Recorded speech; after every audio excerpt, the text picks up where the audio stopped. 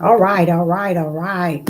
Shalom, shalom, and shalom, Sister Deborah, prophetess in the wilderness. And you know what? That's all right with me. Coming again on this Deborah platform with another message. And I will say this is a lovely, lovely evening in which the Most High Yah has made. And I, Sister Deborah, shall and I will rest therein.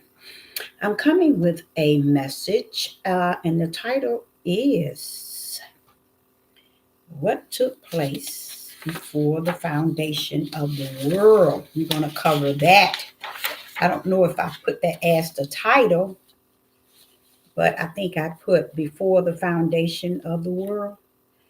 Um, I don't know what I put on the title. I should have wrote it down, but it's going to cover something that's very important for individuals who are walking in the light with spirit and truth to uh, uh, grip. Grip it and hold dear to it because it's so important. And I want to also say that um, I want to cover this topic without anyone changing the chapters and scriptures and verses. I need to place the chapter and verse without having many other verses and chapters thrown in to what is about to be taught, or really what is about to be revealed. Okay. I was thinking, I just walked in, and that's why I'm kind of a little late. I apologize for that. But I will say hello in the live chat. It's good to see you. I will say that it is some other things I want to cover that's going to connect with what took place before the foundation of the world. Because, see, that is to me, without a doubt, based on how I was taught by the Holy Spirit. Now, I don't know who's teaching you, if you're taught by the Holy Spirit or whomever, but my teacher is the Ruach HaKodesh, which is the Holy Spirit, as many say, called the Holy, called the Holy Spirit or the Holy Ghost, I call it the Ruach HaKodesh. And they all saying the same thing. Yeah, they're saying the same thing. But what I'm saying is, I think about Peter receiving the keys to the kingdom. And that's pretty much what I'm going to speak on. Uh, and I'm going to take the keys and I'm going to open up the door. Okay. What reason would Peter inherit or gain or be given the keys? If you think of keys, it's to open up something. And I would say a door to something or somewhere. Very important, because you have to take the keys that Peter received, you have to put that in a spiritual setting. He's given the keys to the what? It tells you the door, it tells you uh, uh, the keys that Peter received, what it was for and to the kingdom. That's beautiful. The keys that Peter received was to the kingdom. That means he could go unlock, go in, you see?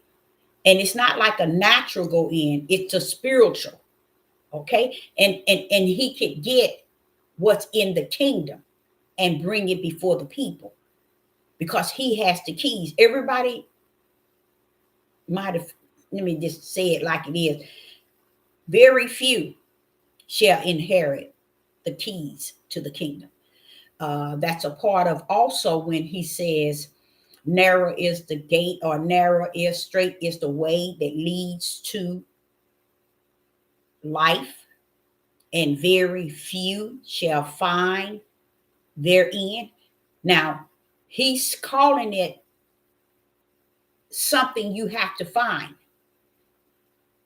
while you on this journey on earth, fine. But he already know that only a few shall find. So that's going back to another restriction that is put on certain individuals who do have the keys and who will find. You know, it's showing you that the Father have handpicked his. Let's put it like that. And it's not justified, clarified, and identified and okay by the flesh of man. So it's not them that, and not even Yeshua. He'll tell you, it is not for him to give those keys, to usher those keys. It is not for Yeshua to cause one to find their way to life going through the narrow gate.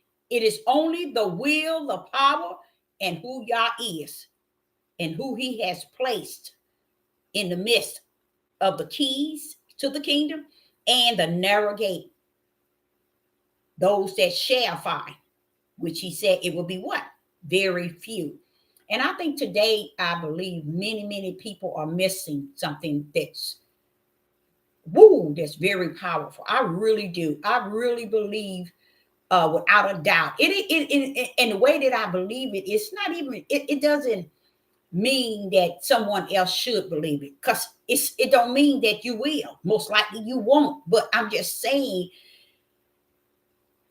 it's something's missing in the 99.9. Okay.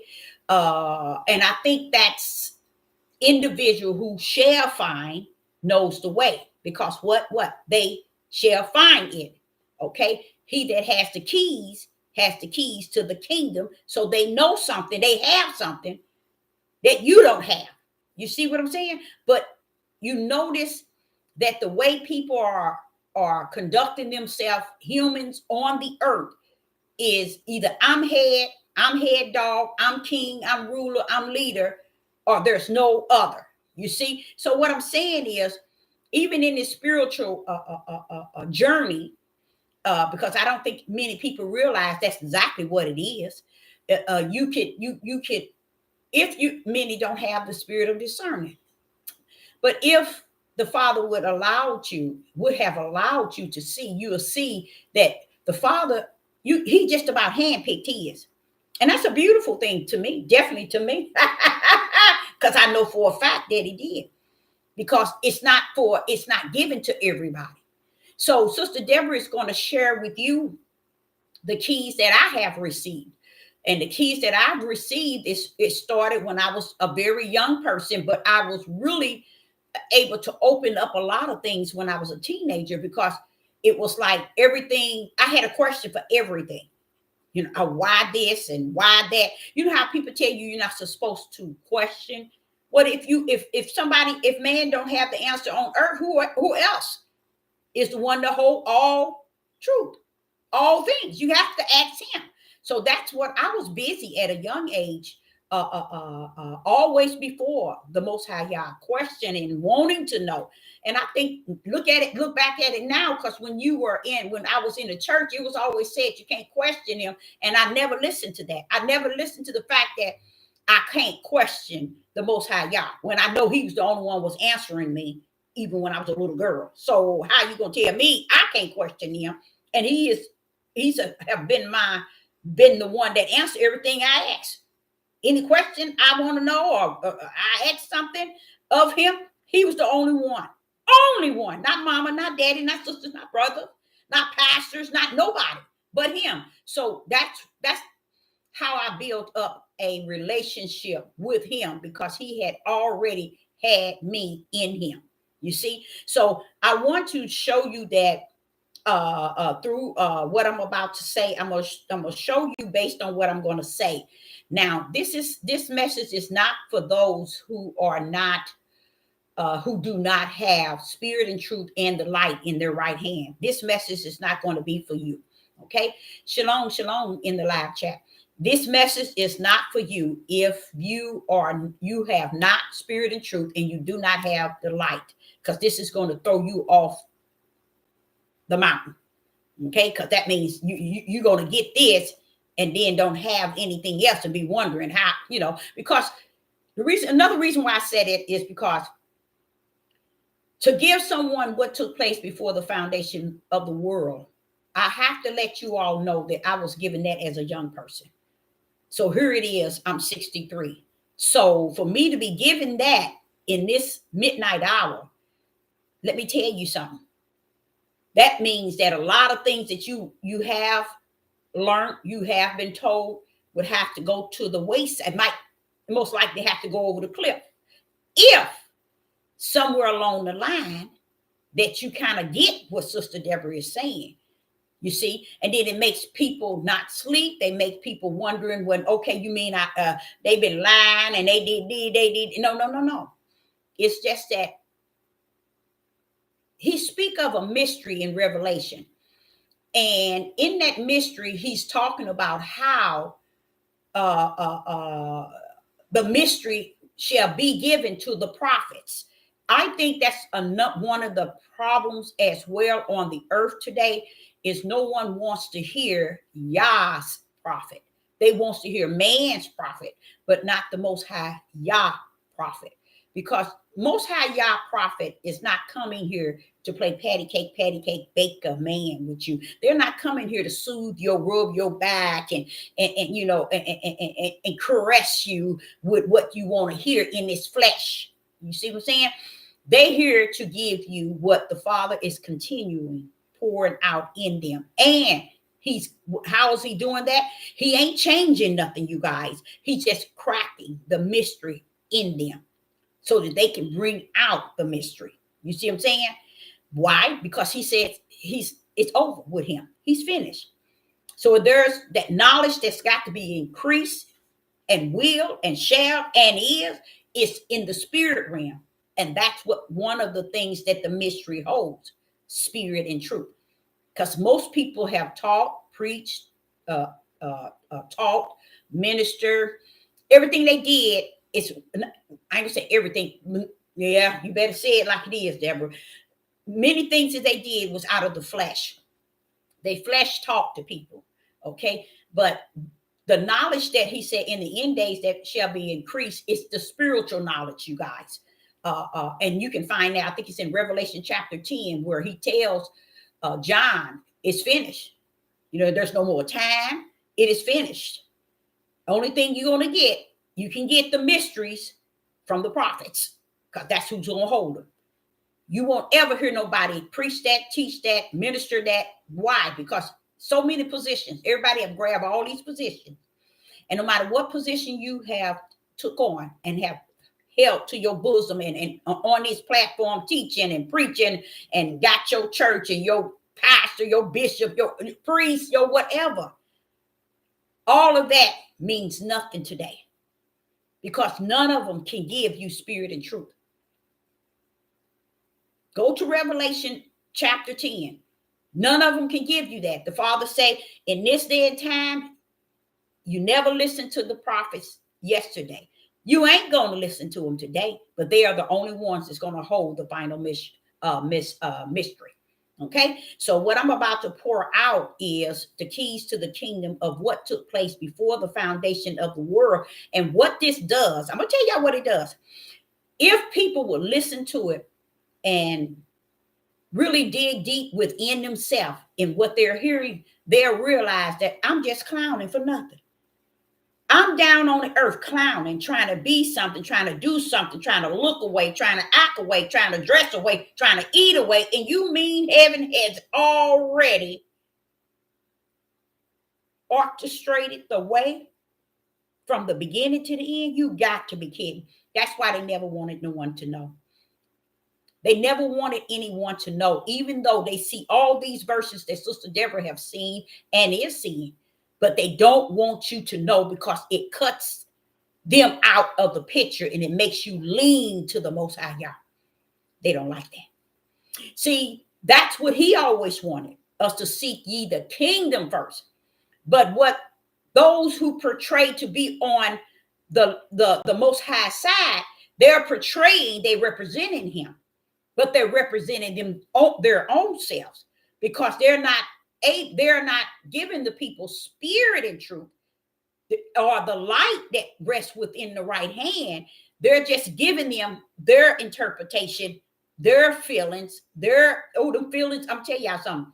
Feelings and emotions play a big role in the flesh of men and women today.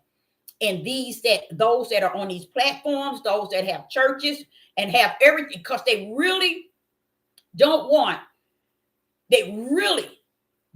nothing but what they feel that is, that was, and that's going to be. They don't see it like that, like I just said. They just want it to be the way they say it is, and that's it. They don't want it no other way. But it's all well.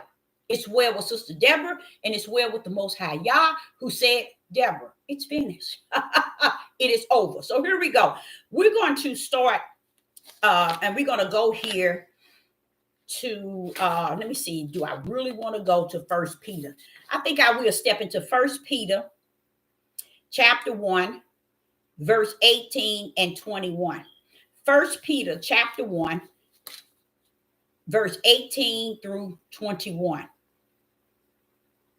And it reads in verse 18, for as much as ye know that ye were not redeemed with corruptible things, as silver and gold, from your vain conversation received by traditions from your fathers. See what Peter in Peter 1 and verse chapter 1, and verse 18, it's like saying that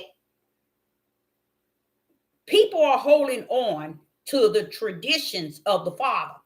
Okay, they holding firm. They holding firm to everything the forefathers and their tradition held firm to the point where they can't see the Messiah coming. They can't see the lamb that sacrificed for our sins coming, because they are so busy holding on to yesterday, to where even today can't be looked at no other way outside of the way they want you to understand it yesterday. 99.9 don't understand what is being said yesterday, because when the new sheriff came in town, which was the Messiah, things changed up. It didn't change up a great deal, but it changed up in a way that's totally different from yesterday. How would you say that? He came that when his whole purpose is now to allow us to have the Father living in us. You see what I'm saying? His spirit living in us. Back in them days, he was upon them. You see? When we go into Torah and all of those, the time past, you can see where it's a big difference from then and the time the Messiah stepped on the scene, and from there on all the way up until our day and time. Not changing anything. He's still stuck with, the Messiah still stuck with many things of yesterday, but he ushered in a lot of great things for us to understand and take on today. Many people won't ever cross the other side, to the side where many people call it the New Testament. And in Peter chapter 1, verse 1 and verse 18, he's telling you, for as much as ye know that ye were not redeemed with the corruptible things, as silver and gold, from your vain conversation received. See, you received this type of conversation by tradition from your fathers. We are holding on too many tradition we have held on. That's why we can't be delivered and we can't have the Ruach in us, because we're holding on to the forefathers. You see, we're holding on to the tradition of the forefathers instead of the sacrifice that came to redeem us. And this is what it said in First Peter. And it's talking about like silver and gold, and with corruptible things as silver and gold, from the vain conversation received by the traditions from your father. We're holding on to that part. And that's why we can't feel this thing, y'all. All of this stuff in this day and time, we should be feeling this thing. And what I mean by feeling, it's an inner man. You should feel this thing now. Okay, so in verse 19 it says, but with the precious blood of Christ, as a lamb without blemish and without spot. Verse is telling you about the blood of Christ. Now, when I see the blood, the precious blood of Christ, that right there should have said the blood of Yeshua, because we know he was the one that was what? Born of the flesh. You see? But it says the blood of Christ as of a lamb. You notice the lamb is now dropping down to the what? The lower K. The lower letters, I mean lowercase letters, LAMB. You see, Christ, if it was Christ, it would have been capitalized. That's why I try to explain to people in the heavens, there's two lambs, but you have to be able to understand the lambs, okay? There was one that came down as the blood sacrifice like unto born of a man. Then the capital lamb came to assist him, which was the son of Yah. That was his power, his word, and his spirit came down. Yah, the son of Yah, came down to assist the son of man. So here, when I see verse 19, First Peter and chapter 1 and verse 19, I see, but the precious blood of Christ, okay? It should have been the precious blood of Yeshua. Of, as of a lamb without blemish, without spot. Okay? Verse 20. Who verily was foreordained before the foundation of the world, but was manifested in the last times for you. Now listen to how that said that. Listen to how First Peter chapter 1 and verse 20 already laid it down right then and there. It's showing you that, listen, let me read it. First Peter chapter 1 and verse 20, who verily was foreordained before the foundation of the world. Remember, I said to you all, something took place before the foundation of the world. There it is. There go one of them. This is just one. Okay. And it says that, but was manifest in these last times for you, meaning me and you. Okay. Even though it was already ordained before the foundation of the world, before anything was created. That's one of the biggest issues today. And it's okay. It's finished. He said to me in the car coming home today, say it again, Deborah, I'm not coming. What I have down there for you, you either hear them or you ain't going to get nothing else. That means a lot of people right now joining all kind of YouTube, Facebook, churches, camps, communities, and groups. And when you finish, you join in for nothing. Because one thing we fail to realize, the Most High God ain't never been lost. So what are we looking for? What are you looking for? He's not lost. You are. Okay, so verse 21 says, who by him do believe in Yah, that raised him up from the dead. Now you see how it says, whom by him do believe in Yah, that raised him up. You see how he separated, letting you know something raised him up from the dead and gave him glory. Okay, that your faith and hope might be in Yah. That was the son of Yah, the word called Christ. He went to sit back into the tomb with Yeshua until that third day, so that what? All may be fulfilled. And he raised him back up. Now, I hear now people who believed in that at one time, now they say they don't believe Yeshua raised from the dead at all. They said, nope, he didn't get up. But let's go past that, because I believe that he did. But they said that he did not. Now, Now we're going to go into 2 Timothy chapter 1 and verse 9. Here in 1 Peter chapter 1 and verse 20, it is said, who verily was foreordained before the foundation of the world, but was manifest in these last times for you. The lamb, you guys, was already sacrificed before the foundation of the world. Okay? That's how the Father set up his books. Okay? The Father got books, y'all. He got the Lamb Book of Life, and he got the book that leads for the books with the S.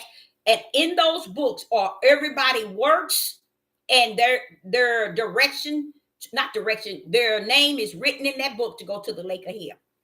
The lake, not the lake of hell, the lake of fire. So those books were already wrote up and wrote out and sealed. Okay.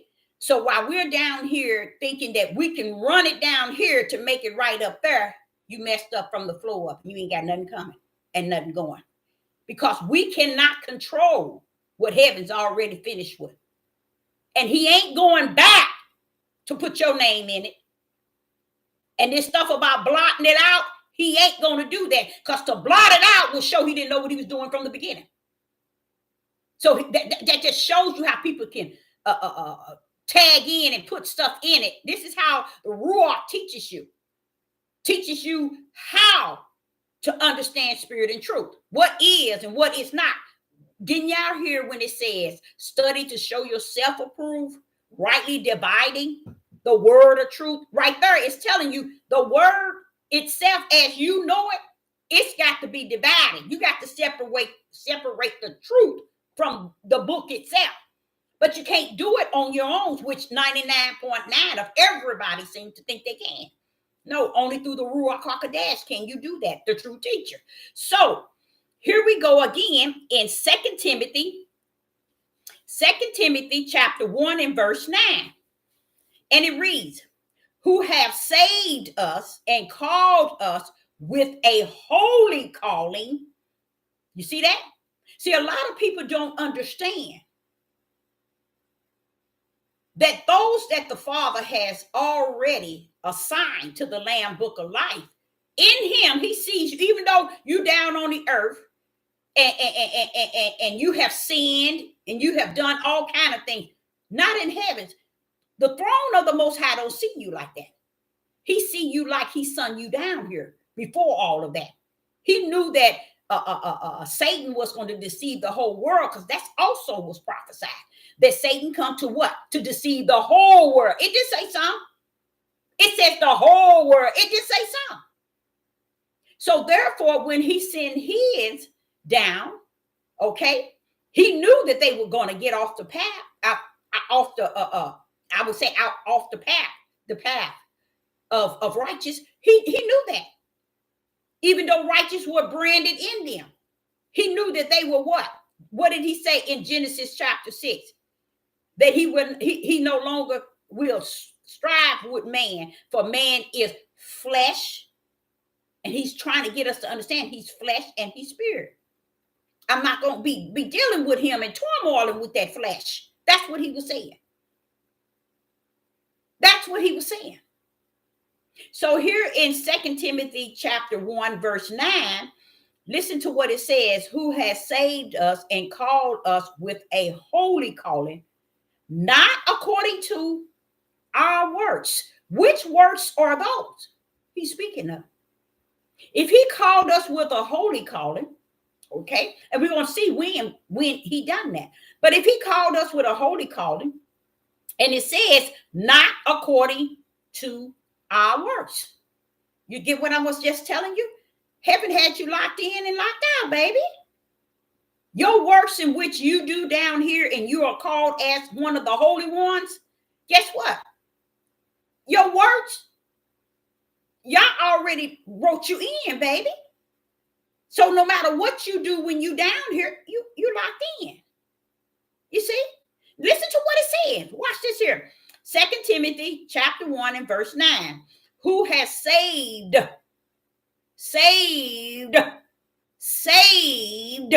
us and called us with a holy calling, not according to our works. That's why I was saying, don't be down here clowning. For what? For what? But according to his own purpose. See, we want to control this thing so bad. Matter of fact, we think we are controlling it, but we can't see his prophecies is really ruling. His will is being done. We walking that thing out, and we calling it us. You see, heaven's had everything already sealed, you guys, before he even started creating. You see? So a lot of the clowning and a lot of things they trying to beat into you, traditions of man, kick that trash to the curb. You can take that time out trying to commune with him in spirit than to be sitting around here trying to do the traditions of man. Okay, now watch this here.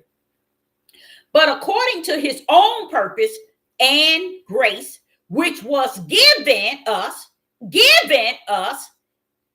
in Christ Yeshua, before the world began. Before the world was even began, y'all. What is it that people can't? It's because only what Sister Deborah come to the conclusion is, and let me show you the first one I decided to put that to come to the conclusion was with my own children. They just not going to be. They either going to be the serpent seed or the spiritual seed. And like the Father say, I gave you the spirit to discern that thing. And now that I can discern it and I locked it in, I just accept them for being what you are. Well, mama going to run on. You see what I'm saying? Mama going to run on. You see?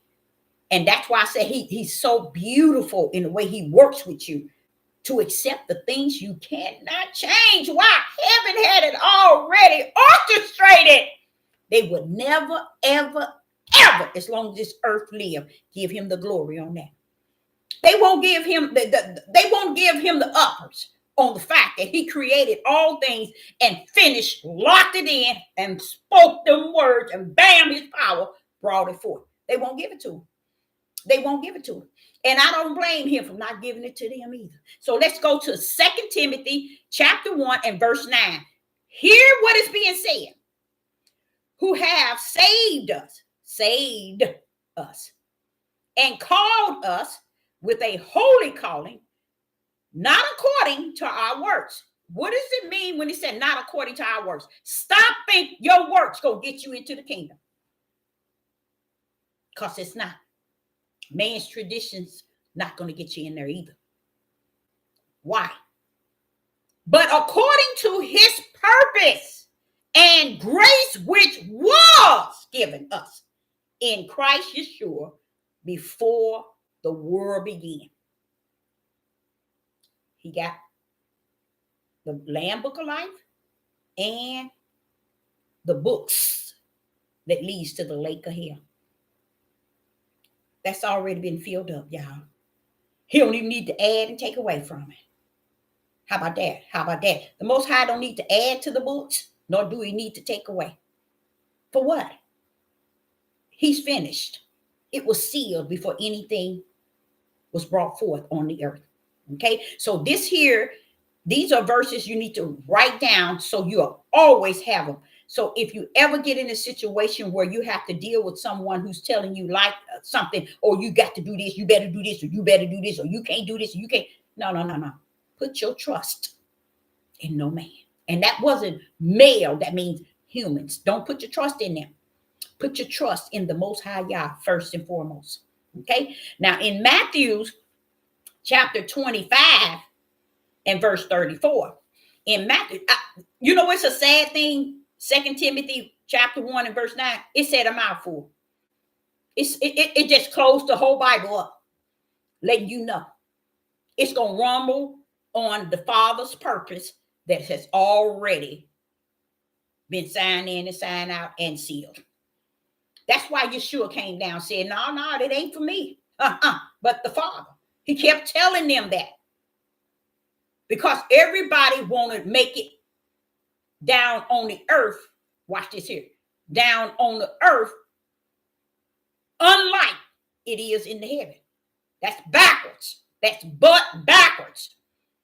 You can't be on the earth one way and thinking that the heavens has to match the earth, the earth. No, like it is in heaven. How about that? How about that? Like it is in heaven.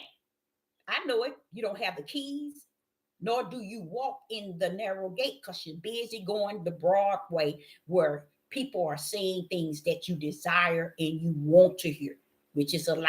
And a lot of people do not understand this. Listen to what I said. A lot of people don't even know. The broad gate is where many go therein. And he tells you at the beginning of the broad gate, it leads to what? Destruction. But it's the gate to hell, the lake of fire. Y'all didn't know that, did you? It leads to the lake of fire. 99 trillion don't know that. I'm serious. They would teach that thing, they would preach that thing, but they don't even know that gate leads to the lake of fire, eternal fire. So when Sister Deborah is speaking about the broad gate and very many are going in and being deceived, it sounds nice and calm and easy and, oh, it's not that bad. Oh, we all can go on through. That's how the world take it. That's how they see it. Oh, it ain't bad. It's okay. They don't even have the nowhere. They don't understand. It leads to the lake of hell. Not the hell, the lake of fire. Eternal fire. And they don't even know it. And at the beginning of the gate, he tells you, broad is the gate that leads to what? Destruction. So he's telling you up front.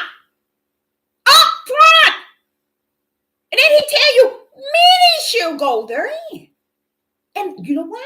Because he enlarging hell. Hell, we know, is the burial ground, the grave. But when he said he enlarging hell, I believe he enlarging the lake of hell, the lake of fire. Because enlarging the ground where the grave, which is called hell, he's talking about the lake of fire. And then I can back that up and back that thing down. Revelation chapter 20. He said, even hell, the ground in which everybody's bodies go to, that's going to be what? Tossed in the what? The lake of fire. You see? You still going there anyway if you fall in the broad gate. Okay? So let's go to Matthew's chapter 25 and verse 34. In Matthew's chapter 25 and verse 34, it said, then shall the king say unto them on his right side, okay, come, ye blessed of my Father, inherit the kingdom prepared for you from the foundation of the world. See, y'all? The kingdom was prepared before the foundation of the world. So what are these people down here talking about? If they're not talking spirit and truth and revealing the light, what else is there to talk about? Somebody tell me, what else is there for anyone to talk about outside of spirit and truth and the light? Nothing. Because heaven got it already locked in, locked out, bam, and sealed. We're down here clowning, y'all. We're clowning for no reason at all. So listen to Matthew's 25 and verse 34. Then shall the king say unto them on his right hand. This here is Yeshua. With him and the angels, they came, they collect all nations, and they separate the sheep from the goat. Okay, this is Matthew 25, verse 34. Come ye blessed. There go that ED. There go that ED. Blessed of my Father. See, he's separating his Father from himself. See, people don't know he has a glory. He has a throne. He has his own little glory at his throne. Yeshua do. But watch what he said. He said, of my Father, inherit the kingdom prepared for who? You. From the foundation of the world. From the foundation of the world. These things were already prepared for you. What things? The kingdom. For you to return back those that's on the right hand, which is the sheep. You're going to return back to the kingdom. Don't let nobody tell you you're not. I know everybody's so excited about the promised land, but let me tell y'all one thing. It ain't over until it's over. But it's so many verses trying to turn us straight into what took place before the foundation of the world. Because that's the key, y'all. That's the key to the kingdom. And I can understand why he won't give it to everybody. Just as I see the narrow gate, and he said, very few shall find, I salute that bad boy. I see why. I see in the spiritual realm why very few is going to find him. I see in the spiritual realm why everyone, very little, shall have the keys to the kingdom. Because the basic things people can't handle. Just basic things. Okay, so even there in Matthew 25 and 24, Matthew chapter 25 and verse 34, is really trying to tell you something. Before the world, the foundation of the world, from the foundation or before the foundation, either one is still saying the same thing, but that it's saying that it took place already. See what I'm saying? And we down here clowning for nothing.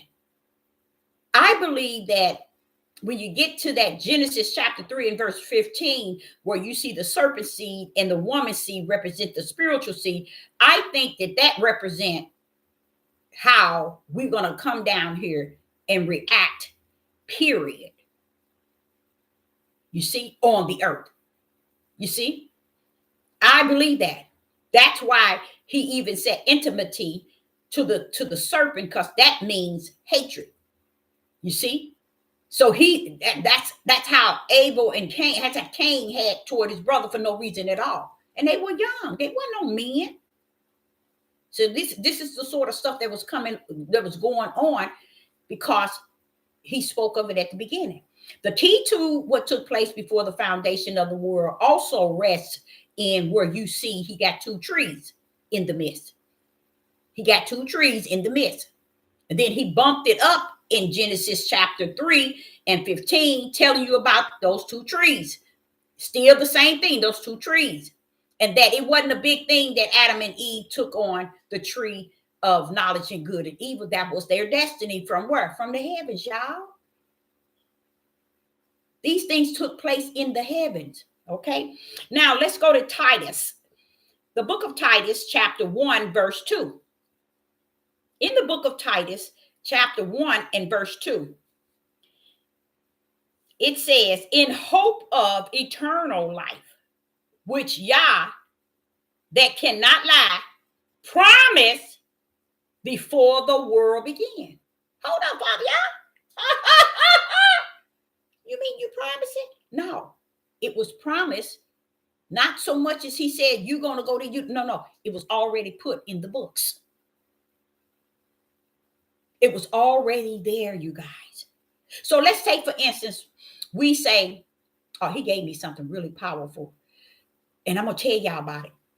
Let's say, for instance, before the foundation of the world, he had already chose the house of Israel and the tribe of, the 12 tribes. Okay, let's say he already had, there was a reason behind it. He bagged it up to match the reason. Because a lot of people don't really understand. And I'm going to show you what he told me today when I was mopping the floor in that water again. This is what he said. He said, Deborah, you remember Jacob and Esau? And I was like, Already, when he come to me like that, I already know he's finna put something on top of me. That means he's going over my head. You know what I'm saying? I'm like, You notice no one ever expound or question why Jacob was pulling his brother heel.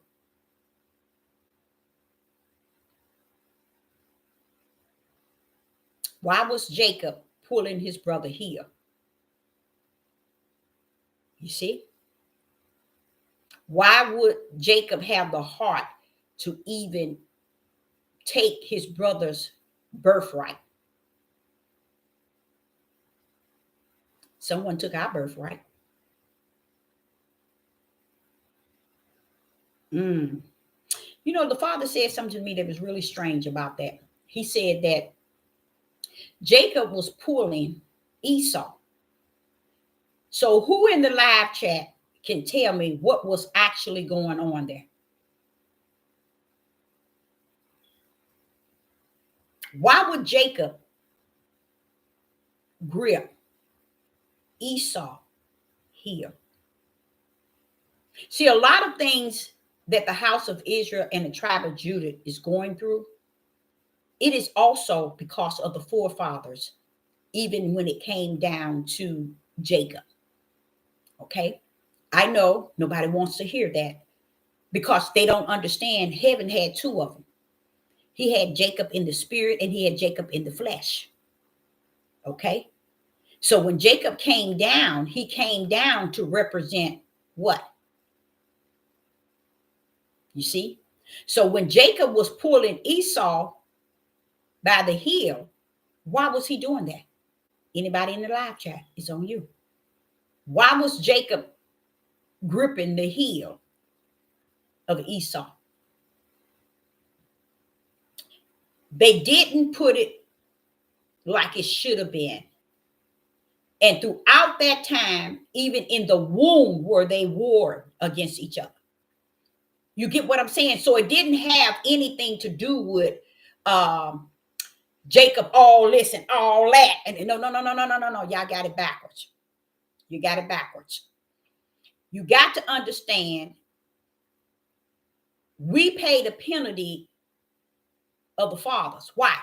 I will visit the iniquity of the children for generation. If it don't stop it within them 3 to 4 generations, it'll continue another 3 and 4. And this is where we at, y'all. It kept going on down. The curse.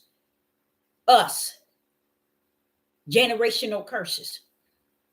Because a lot of things that Jacob did, you have to back that thing up. Why was there 2 wars in the womb?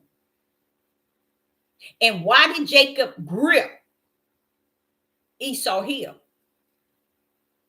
With strength. Okay? Say, for instance, if he would have gripped Esau heel and then he came out first, then what? But being so, when Esau was coming, Jacob gripping with the strength, his heel. Want me to tell y'all something? Even though they make it sound really cute and sweet, it's not as cute and sweet in the kingdom, y'all. It's not as cute and sweet in the kingdom. Because if father is the key to life and death, in the wombs were 2 wars. Okay?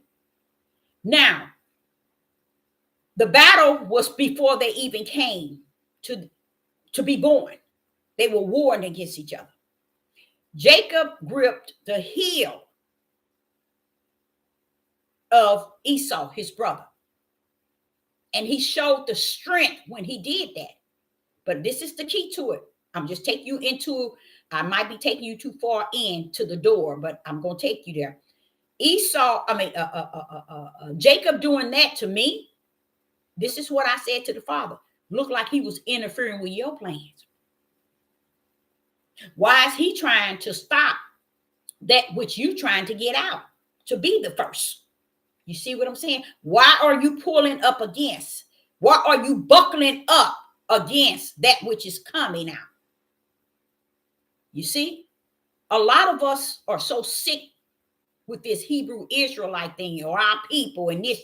We ain't seeing things really clearly in the spirit realm.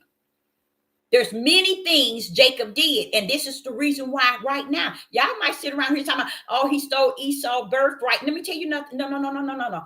You pay the price, baby. For what you do on earth, you pay that price here on earth, especially the holy ones. You ain't getting away with it. Like Sister Deborah. Sister Deborah can't get away with what most people get away with. I'm going to pay the price.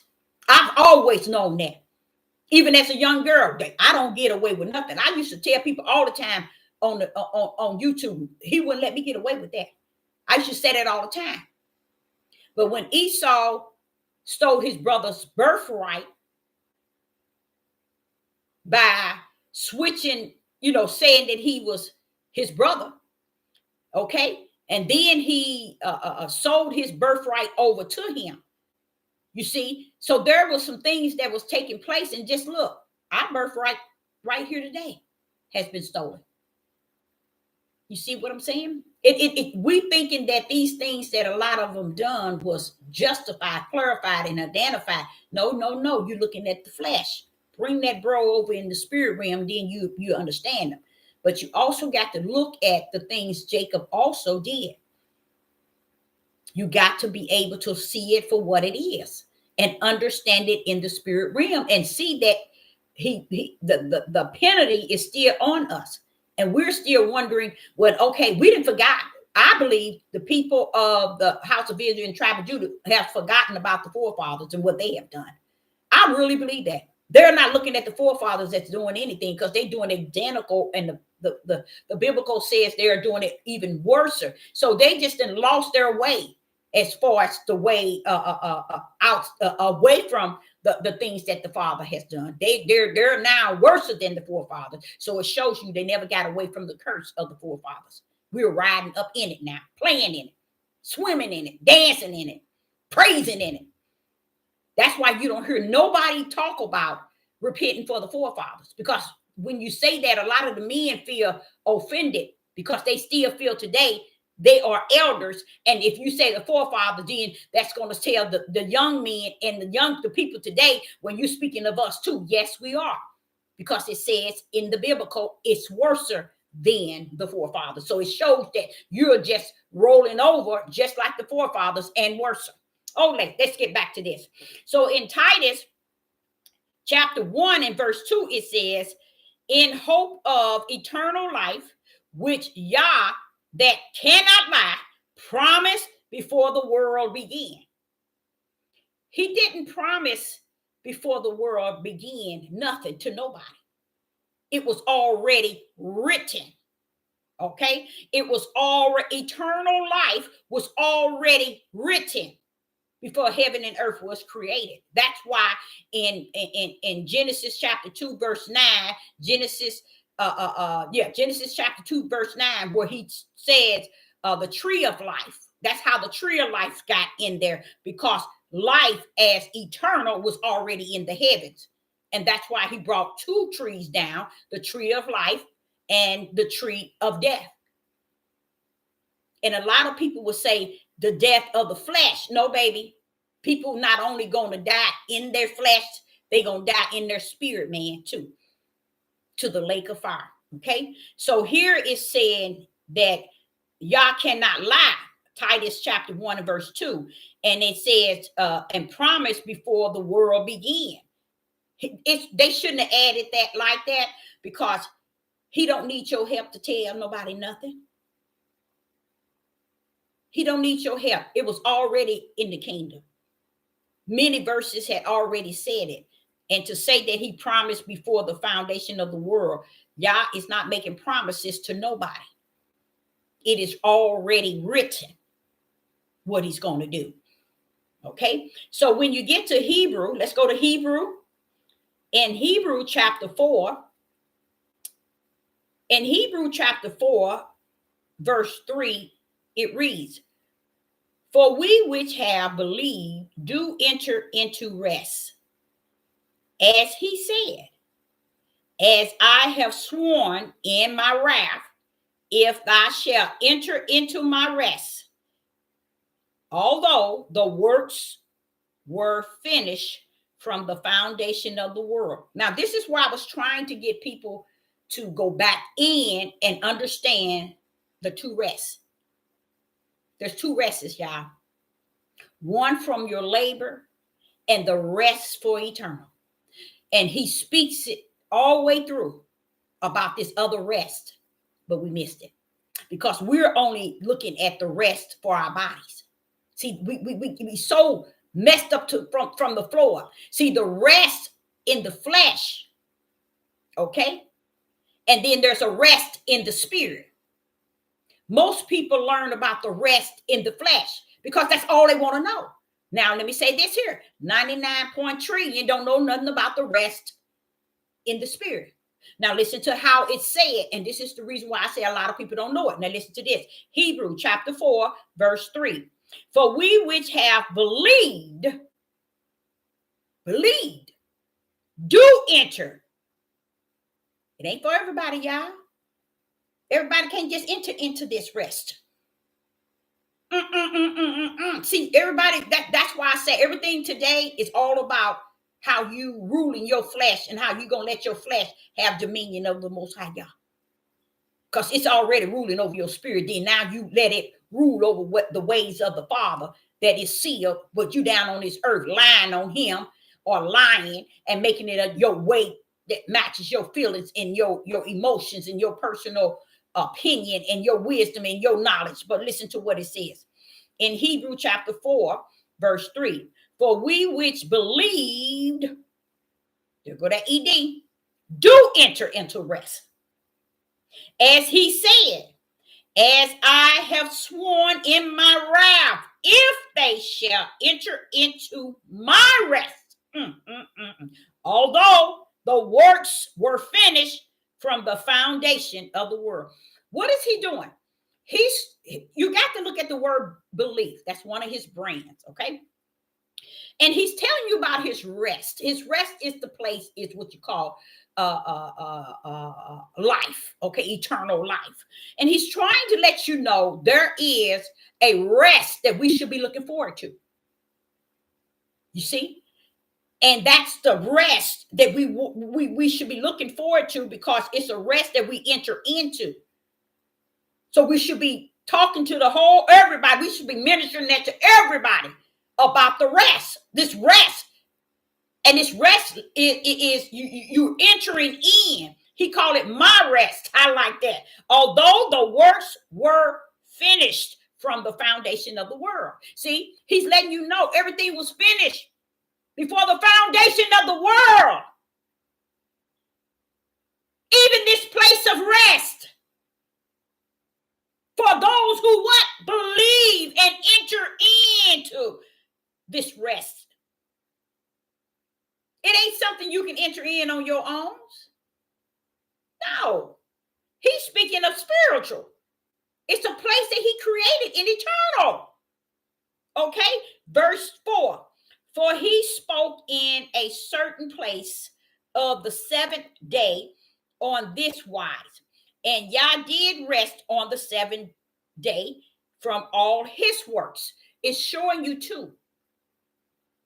It's showing you the spiritual rest and the flesh rest.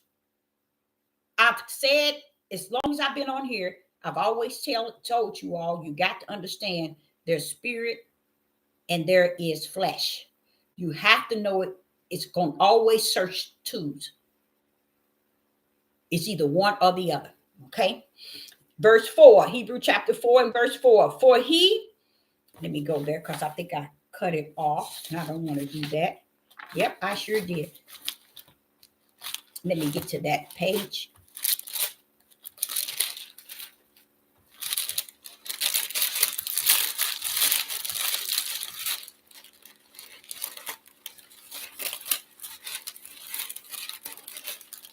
So that's Hebrew chapter 4.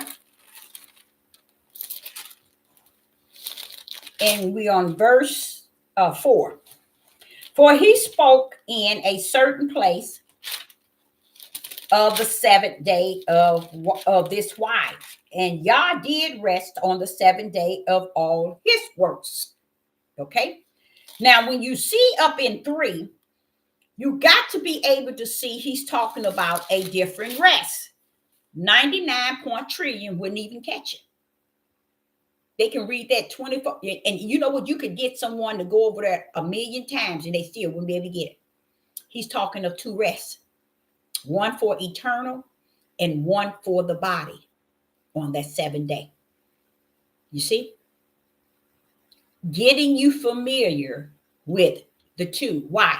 Because you're either going to be born of the flesh or you're going to be born of the spirit. And when you are born of the spirit, to understand spirit and truth, you will be able to understand that there's 2. You see, the world based everything on the 7th day we rest. That's it. They could care less about the 7th day. They could care less about the rest that we enter into in Yah. See, because they so busy thinking that, we got to rest today and we got to do this for the what? The flesh. For the flesh. But there is a rest in the spirit that we need to be looking forward to. We need to be feeling, especially around about now. So in verse 5, Hebrew chapter 4 and verse 5. 4 and verse 5. What does it say? And in this place again, if they shall enter into my rest. Verse 6. Seeing therefore it remaineth that some must enter therein, and they to whom it was first preached entered not in because of they what? Unbelief. That's he went right back, jumped back to his rest versus the other rest for the flesh. He went back and telling us, trying to get us to understand there's a rest we need to be looking forward to. And not just the promised land, y'all. We need to be looking forward to, wait a minute, it's going to be a rest, that we need to be able to even speak to others and teach others. So there's a rest, y'all. Guess what? It's eternal. Going into the rest in Yah. I remember, I think it's probably been 3 years when I taught that about the rest, that there was a spiritual rest outside of the rest for the 7th day. And it was really good because I found so many different verses talking about this rest. And I was saying, but why ain't nobody telling nobody that though? That was me just going through, trying to figure out why, I was trying to get them to open up the door with the keys and realize these Negroes didn't have the keys. So they couldn't open up no door. Okay. So even in Hebrew chapter 4, it dropped right back into verse 5 and 6, dropping right back into the spiritual rest. What I like about it is, if you look at Hebrew, take a look at Hebrew chapter 4. Okay. In Hebrew chapter 4 and verse 3, you see it's a word says believe. Believed. You see that? You see it? Now you drop down to verse 6 of Hebrew chapter 4. You see the N word was unbelief. It's letting you know there are going to be those whom it was first preached to enter not. See, it was preached to them, but they ain't going to enter in. Why? But Deborah, tell them, heaven's already got them wrote in and wrote out. You see, it's still going back. What took place before the foundation of the world, y'all. And then I'm going to nail it with what I'm going to tell you exactly what took place before the foundation of the world. Okay. Okay. So now let's go to Revelation chapter 13. Revelation chapter 13 and verse 8. In Revelation chapter 13 and verse 8, it reads, Revelation chapter 13 and verse 8. And all that dwell upon the earth shall worship him, whose names are not, watch this, their names are not written in the book of life of the Lamb. Notice the Lamb now capital. You see the lamb? That's Christ there. You see his capital now. You have to be able to know the tools, y'all.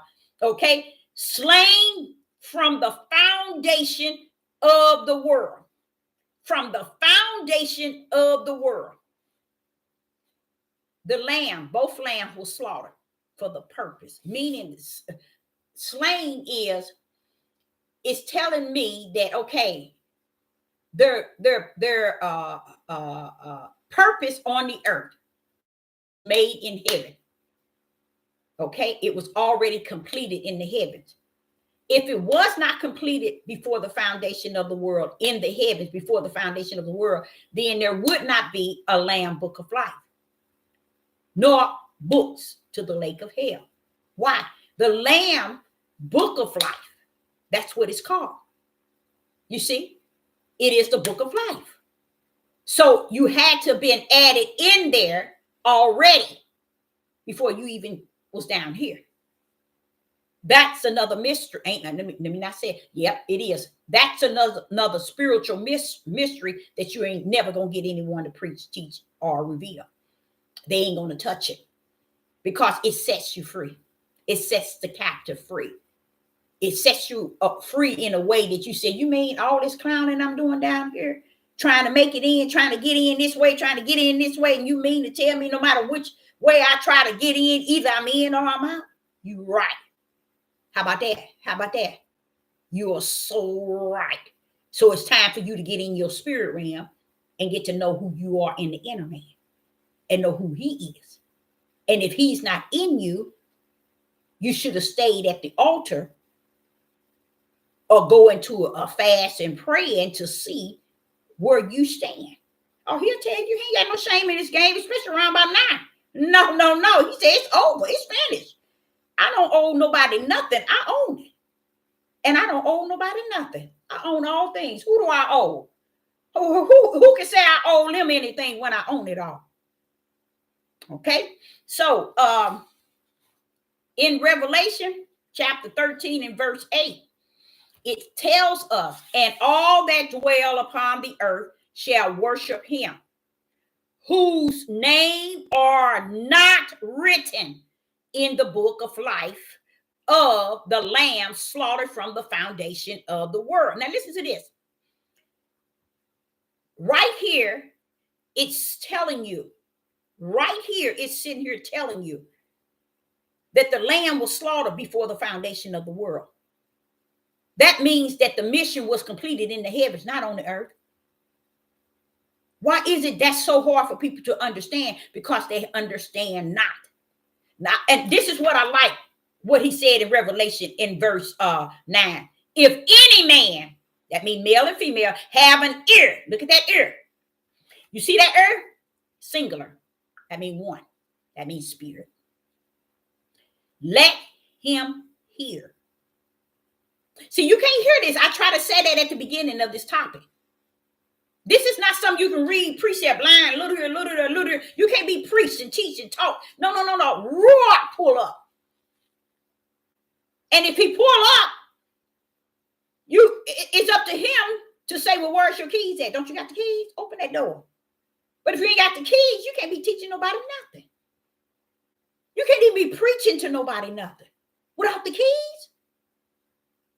No, I can't say that. Yeah, I can say that because the keys is the keys to the kingdom. Giving you the spirit of truth. They're trying to give you their truth. And everybody eating it up. And they loving it. So I like that how he backed that up with verse 9 in Revelation 13 and verse 9. If any man have an ear, you best bet he ain't talking about these natural ears. He talking about any man has the spirit ear. Let him hear. Because it's too powerful to just let go. Let me show you an example. Now, see, I'm sitting here telling you all this, but I'm going to show you how man can't override the power of who Yah is. He's going to let you know one way or another what's what. You see verse 8? And you are not going to find this in every Bible. You see that star? That's to tell the anointed ones, the holy ones, the elects, especially the prophets. When you see them stars, that means back it up and back it down, dig in. That means don't bypass it. That's verse 8, what we just covered. And I'm giving it to you all, but you know what? Not a bishop, not a pastor, not a priest, not a Maureen seal, watchman. None of them can tell you that. I'm telling you what he taught me in the wilderness. Go back. Did you see the star? I said, yeah, I saw it. You need to go back. You need to go back up in there. Why? Because it's too much in there to just go through it and just, okay, that's it. No, it's too much. And just listening to this here, he's telling in verse 8, he said in Revelation 13 and verse 8, where the star is at, he's saying a whole lot in the whole world, whether you're in the light or not, has missed it. That's why the star is still here today. And that's why you've never seen these books. You cannot go any and everywhere and get a King James Bible or 1611 and see those stars. And don't tell me the white man put them stars in there. Roman Catholic. Roman Catholic don't know what he's saying to me. But he knows what he's sending me to look. It always tells me, Deborah, dig deep. So you can get all that's in there. Don't get off of it until you get it. It's too much in it to be just letting it go. But people want to know stuff. They like a microwave. They want everything to come quick and fast. And that's why they don't know nothing. Because they got it the wrong way. So let's go to Revelation 17 and verse 8. And no, I don't want to go there. I don't want to go. No. Let's go to Ephesians. Let me see here. Yeah. In Ephesians chapter 1 and Ephesians chapter 1, verse 4 and 5. Let's see what they're going to say in here. Ephesians chapter 1 and verse 4 and 5. Verse 4, according as he has chosen us in him. See? And we run around here and think we're big dog. We somebody. We don't pay no attention to the fact that it's a blessing to be chosen by him. While we want to be uplifted, upboosted, high and mighty. Why? Listen to this. Ephesians chapter 1, verse 4. According as he has chosen us in him before the foundation of the world, that we should be holy and without blame before him in love. I say give and gave, but in him. Okay. Now notice what he just said. This is why I try to tell y'all. Nobody on the earth going to be able to blame you once you walk truly in spirit and truth and have the light in the right hand. Why? Because Ephesians chapter 1 and verse 4 tell you, according as he has chosen us in him. We're in him, y'all. We're already in him. Before the foundation of the world. He chose you before the foundation of the world. That we should be holy. That we should be holy. Whether you know it or not, you holy in him. Okay, watch this here. Most of them don't know it. And without blame before him. We're without blame before him. Didn't I tell you? I said, no matter what somebody say or do on the earth, in Yah, he don't see us like they see us. You see? He know where we come from, out of his bosom. We are of him. And I'm not just talking about where he gave everybody, every man and woman, or every male and female, his image. I'm not talking about that. And the breath. No. I mean, we in him eternal, y'all. That's the beauty of it. And they won't give him the glory for it. We just reject. We refuse to give him the glory and the praise and the honor for allowing us and choosing us and holding us blameless. That is very powerful, y'all. Now listen to this. And this he done before the foundation of the world. So why does everybody want to make it about what's on the earth? How about bumping that thing back in the heavens and then talk? Okay, verse 5, having predestined us unto the adoption of the children of Yeshua HaMashiach to himself. You see that? To himself. Look at it. According to the good pleasure of his will. Himself and his will is doing all this. He brought us, he brought us back to himself. And we down here clowning, letting people tell us. And he done called us with a holy calling. And already said, Deborah, tell them I'm going to hold them blameless. Do they believe him? No. They believe what these people on this earth tell them. And not what heaven's been trying to let you know about what took place before the foundation of the world. So it can set you free. He has pardoned our sins. He has set the captives free. The captivity and the bondage in the flesh cannot override being set free in the spirit, people. Once you realize you're free, then you know you ain't in captivity in the spirit. You know you ain't in slavery and oppressed in the spirit. This is the flesh. And then the Father will break through the captivity in the flesh where it won't feel like captivity. It won't look like captivity because you got victory already in the spirit. You rule. You just going through the what? The will. But you are set free. He said, I'm going to hold you blameless. How about that? How about that? But they don't get it. They won't get it. Because they know nothing about what took place before the foundation of the world. What I believe is, being so he taught me this a long time ago when I was a young girl, I believe if everybody was taught what took place before the foundation of the world, they will be in a better position today. And nobody won't be swinging and using these books and these preceptors line and all these other books to beat them down. Because they'll be understanding, wait a minute, whatever he called me to, I'm going to praise him or I'm not going to praise him. I'm going to represent him or I'm not going to represent. But either or, I'm already written. So what am I going to do down here? Act like you got some sense. That's what you're going to do. Even though you might not have none. How about that? You know, Sister Deborah said she ain't got no sense. But I told you, catch me on the other side. Spirit and truth. You be messed up.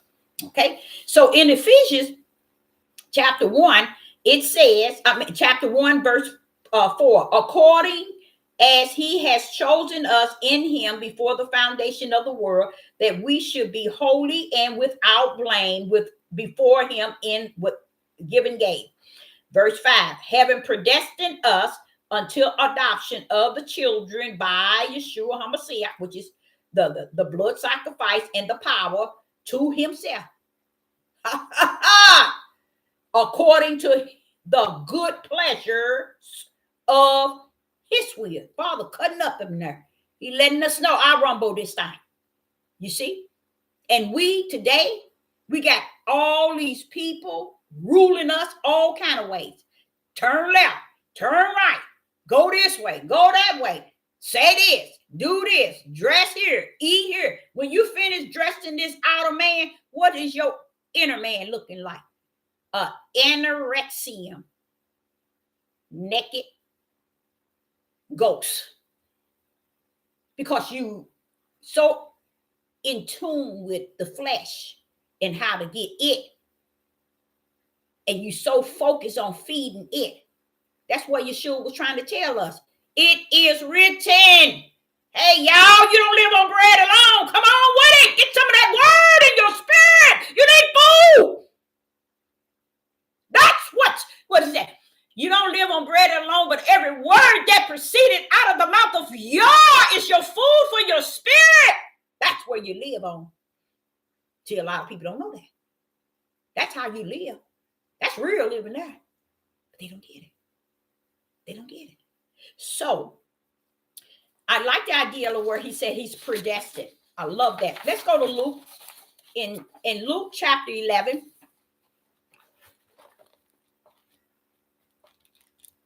Luke chapter 11, verse 49 through 52. 49 through 52. In Luke chapter 11, verse 49 through 52. Therefore, verse 49, therefore also said the wisdom of Yah, I will send them prophets and apostles, and some of them they shall slay and prosecute. See, it's a known thing. Yah's true prophets and apostles, you ain't gonna be walking up here being all on TBN and all on YouTube, having all these subscribers, all these likes. And why is it those other prophets, your other brothers, throughout time after time, lost their life for you to come up here and be a YouTuber with all these subscribers and all these likes, and the world is loving you? You's a fool, you's a fool, and you's a fool. Because there's two. There's a deceiving prophet, okay? And there's a spiritual prophet sent down that carries the mystery. And same thing with apostle. There is a false apostles, false teachers, like false prophets. See, and that's what people grip to. They grip to that. But when the true prophets pull up, the true apostles pull up, what did he say they did to them back in the days? They slain them. They killed them. That's what they did. Verse 50. We in Luke chapter 11, verse 50.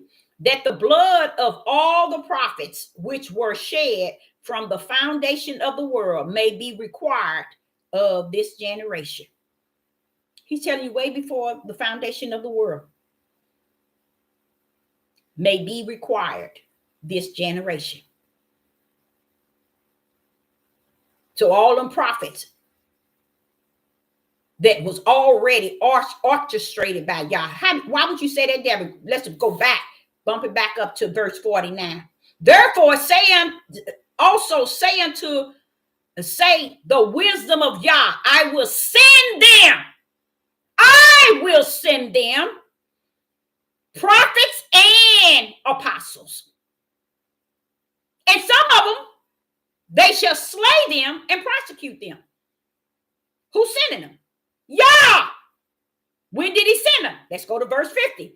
That the blood of all my prophets, which was shed from the foundation of the world. Their blood was already shed before they got here. So it wasn't nothing like you was really killing, slaying them and prosecuting them on you, because you all that and you got the right. No. Just like Yeshua said, you ain't take my life. I laid that bad boy down. What you talking about? See, they don't know nothing about that. They don't understand before the foundation of the world, I laid that thing down. You didn't take my life. See, that's what I'm telling y'all. People's minds is 100% gone. They'll never make it to this destiny of what I'm talking about. They'll never make it there. It's too late. It's over. It's finished. Okay? So it says, therefore, in 50, it says that the blood of all the prophets which were shed from the foundation of the world may be required of this generation, meaning the consequence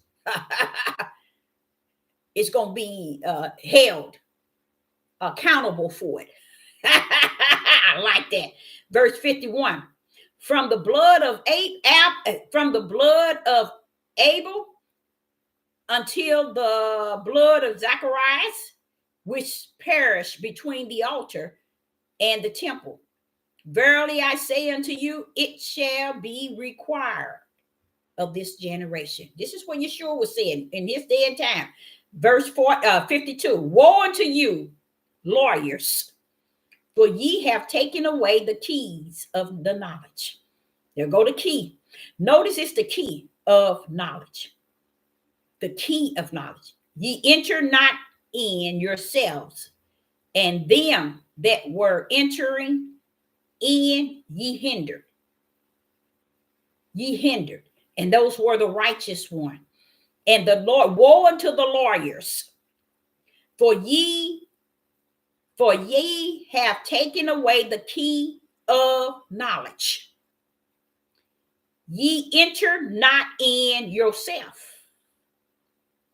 Okay. And them that were entering in, you hindered. That's, to me, I see that today. People hinder and interfere with the ones that are holy, that are sent here to be the servants of the Most High God, to really help you. They don't support that one. They won't even give the time of day. And the Father said, hey, heaven, heaven got them works already wrote up, girl. What you talking about? It's already wrote in. To know that something took place before the foundation of the world, and to know it like he tell it in this day and time, it is awesome. Because it makes you see everything that was, that is. You see it going into heaven, that's going to be. All that is in the heavens, waiting to come to pass what it's going to be. It already been. And I'm going to show you also in Revelation where did we do Revelation 17? Yeah, that's the end one. Where I will show you why a lot of people are so lost today. Now, in 52, it says, woe unto you, lawyers, for ye have taken away the key of knowledge. See, that's the spiritual.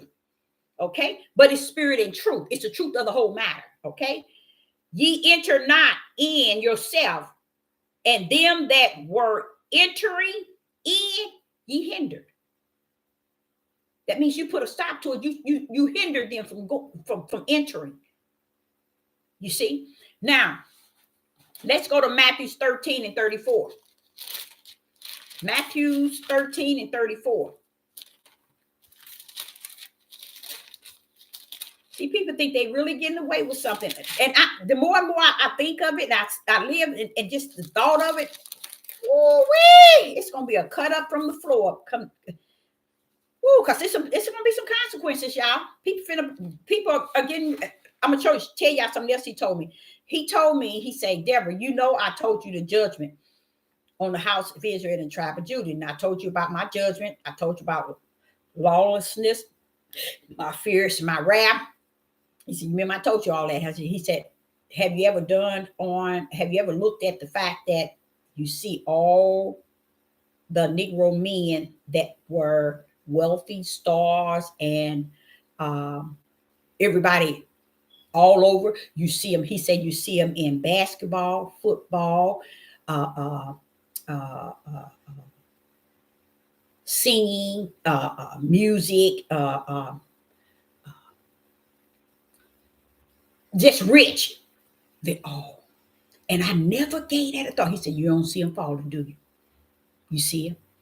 They being destroyed right before y'all eyes, and nobody see it. And I never even gave that a thought. He told me that today too. He said, you don't see them? They being destroyed right before y'all, and y'all don't even see it.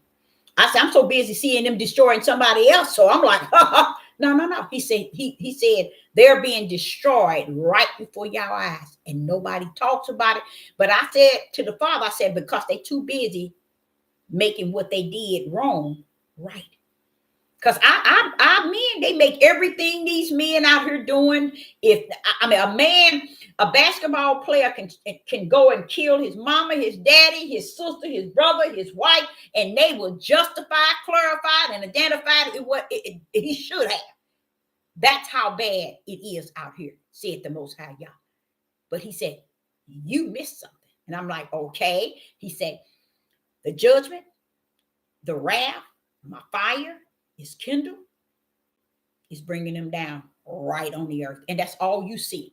For all you see, all of it. He was telling me about the ones that's in the media, because he went to first, he was telling me about what's his name, Biddy and Tupac, and how Puff Daddy, and how Kanye, they was on him at one time, and Jamie Foxx. He was just saying, he said, and guess who he gave me an example of?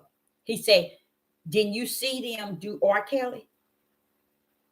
You see, he said he's bringing that mess right before the eyes of everybody. Everybody. He's bringing them down. And I'm thinking that, okay, this is my thing. I'm thinking all these is the heathens trying to destroy. The Father said, stop looking at it like that. I have the key to the kingdom of life and death, baby. People don't think of that. But yes, I do. That's why they're not gripping the laws, nor my wrath, and nor my fears that's on the earth. Because they thinking, oh, somebody bothering us, they doing this, they doing it. But hey, I am the key to life and death, heavens, and the lake of fire. Y'all better wake up. Go back into Revelation and see how many keys I sent down with the angel to deal with the bottomless pit, to bring all this trash up, to destroy y'all tears. Y'all better wake up and see who you messing with. Because see that you've been up and you've been down. But he was telling me that, and I said, oh man, they coming. And they coming after them with the littlest thing. They coming after them. They are coming big time. So from now on, you all take a look at how our famous known black men are falling, is crumbling down. And the white people are taking it little at a time, as if they're trying to show the world, this here is going to happen. But the Father said he's still behind it. He said they thought I was kidding when I said I'm going to deal with the house. They thought I was kidding. So Matthew chapter 13 and 34. In Matthew chapter 13 and 34 and 35. And 34 reads, all these things spoke Yeshua unto the multitude in parables. And without parables spoke he not unto them. And you know what? That's something where I have been in error. That's my error right there, is to realize you can't get on here and think that you can teach people. That's why they come in and go out. They like snakes coming in. And once you tap that head, they slither right back out. You see? Because they really not and shouldn't be. But yet they come in thinking, oh, I'm going to check it out. And then slither right back out. Okay? A head getting crushed with the what? The word. You see? That's what's going on. They can't handle that. They flesh can't handle it. And that's all good for me. Matthew chapter 13 and verse 34. All these things spoke Yeshua unto the multitude in parables. And without parables spoke he not unto them. And that's what I was explaining to you all about, people coming in on the page and thinking that you're going to reteach them. No, baby. We in the midnight. We passed the midnight hour. We're in that DAY. It's Satan time. You better try to find out in a way of repentance and prayer and trying to touch him yourself, seeking ye what? The kingdom first.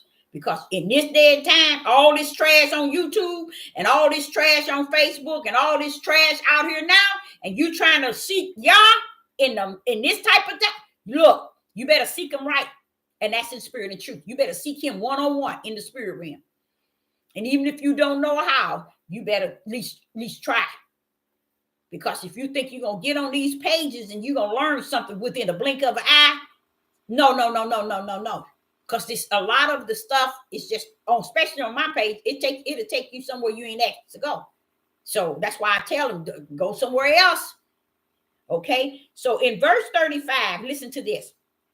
We in Matthew chapter 13 and 35, that it might be fulfilled, which was spoken by the prophet, said, I would open my mouth in parables, and I would utter things which has been kept secret from the foundation of the world.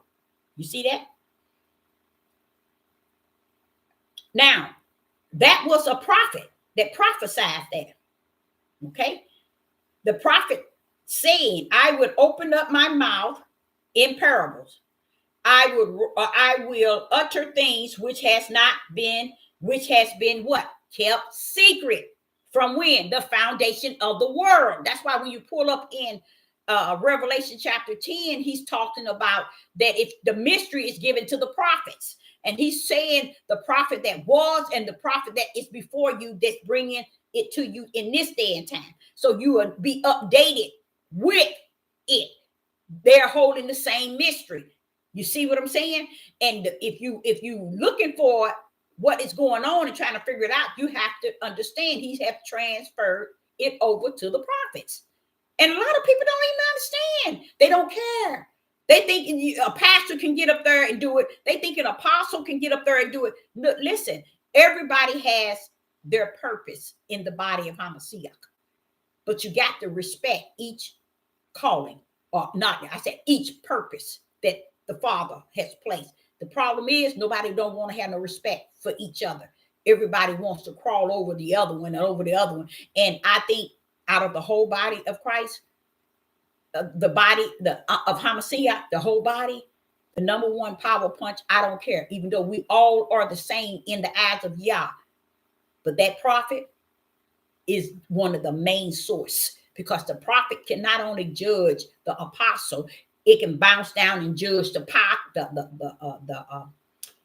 pastor, the bishop. You see, and that's what they don't want. That's what they don't want. See what I'm saying? So that's why when he son one amongst thousands, 15, 20,000, son one prophet.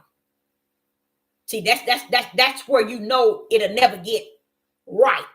It's not finna get up and clean up and everything's gonna be like this and ain't gonna be like this. No, he ain't finna come here and wipe it up, because you never respect his will, the way he called his order to the body of Hamashiach. We didn't respect it. And furthermore, everybody busy being the head. And they didn't have the respect to let Hamashiach be the head. And they still today said, no, we don't need him to be the head. We the head. We want to run this sign. And that's why you see a lot of pastors over churches. They don't have no business being, if there's not those that are over you. You see what I'm saying? And that's what a lot of them do not like. And especially when a female has to come in as a prophet, they have to take heed to the fact that her being a prophet is one that's to judge, to come in and take counsel. The men, the way they set it up in Genesis, so everybody think the woman is under their feet, a foot, they'll never reach that destiny today.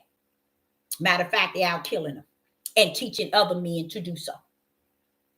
But they don't understand you the serpent seed. You the one with that hatred. So you thinking you Yah seed, and you think you in there in the spirit. You ain't in there. You the opposite. And when the prophet come to tell you, you just assume now, you supposed to keep quiet. Now you gonna keep quiet. How about that? How about that? So in Matthew's chapter 13 and 35, it says that it might be fulfilled, which was spoken by the prophet, saying, I would open up my mouth in parables. I would utter words which have been kept secret from the foundation of the world. A lot of people think that nothing is secret, or there's no mystery. It is. Matter of fact, when we tell y'all the truth of the whole matter, just about everything.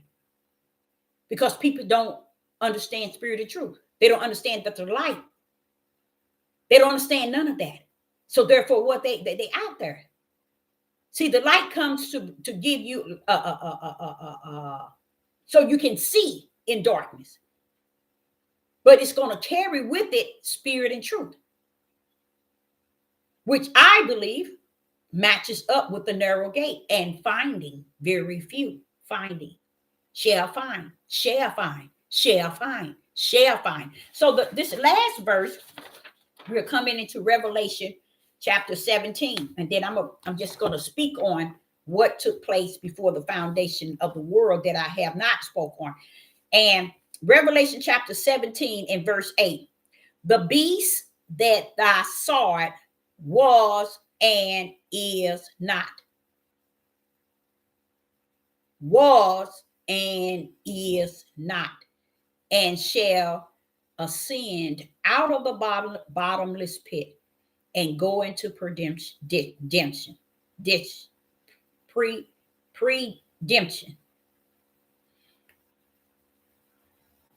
And they that dwell on the earth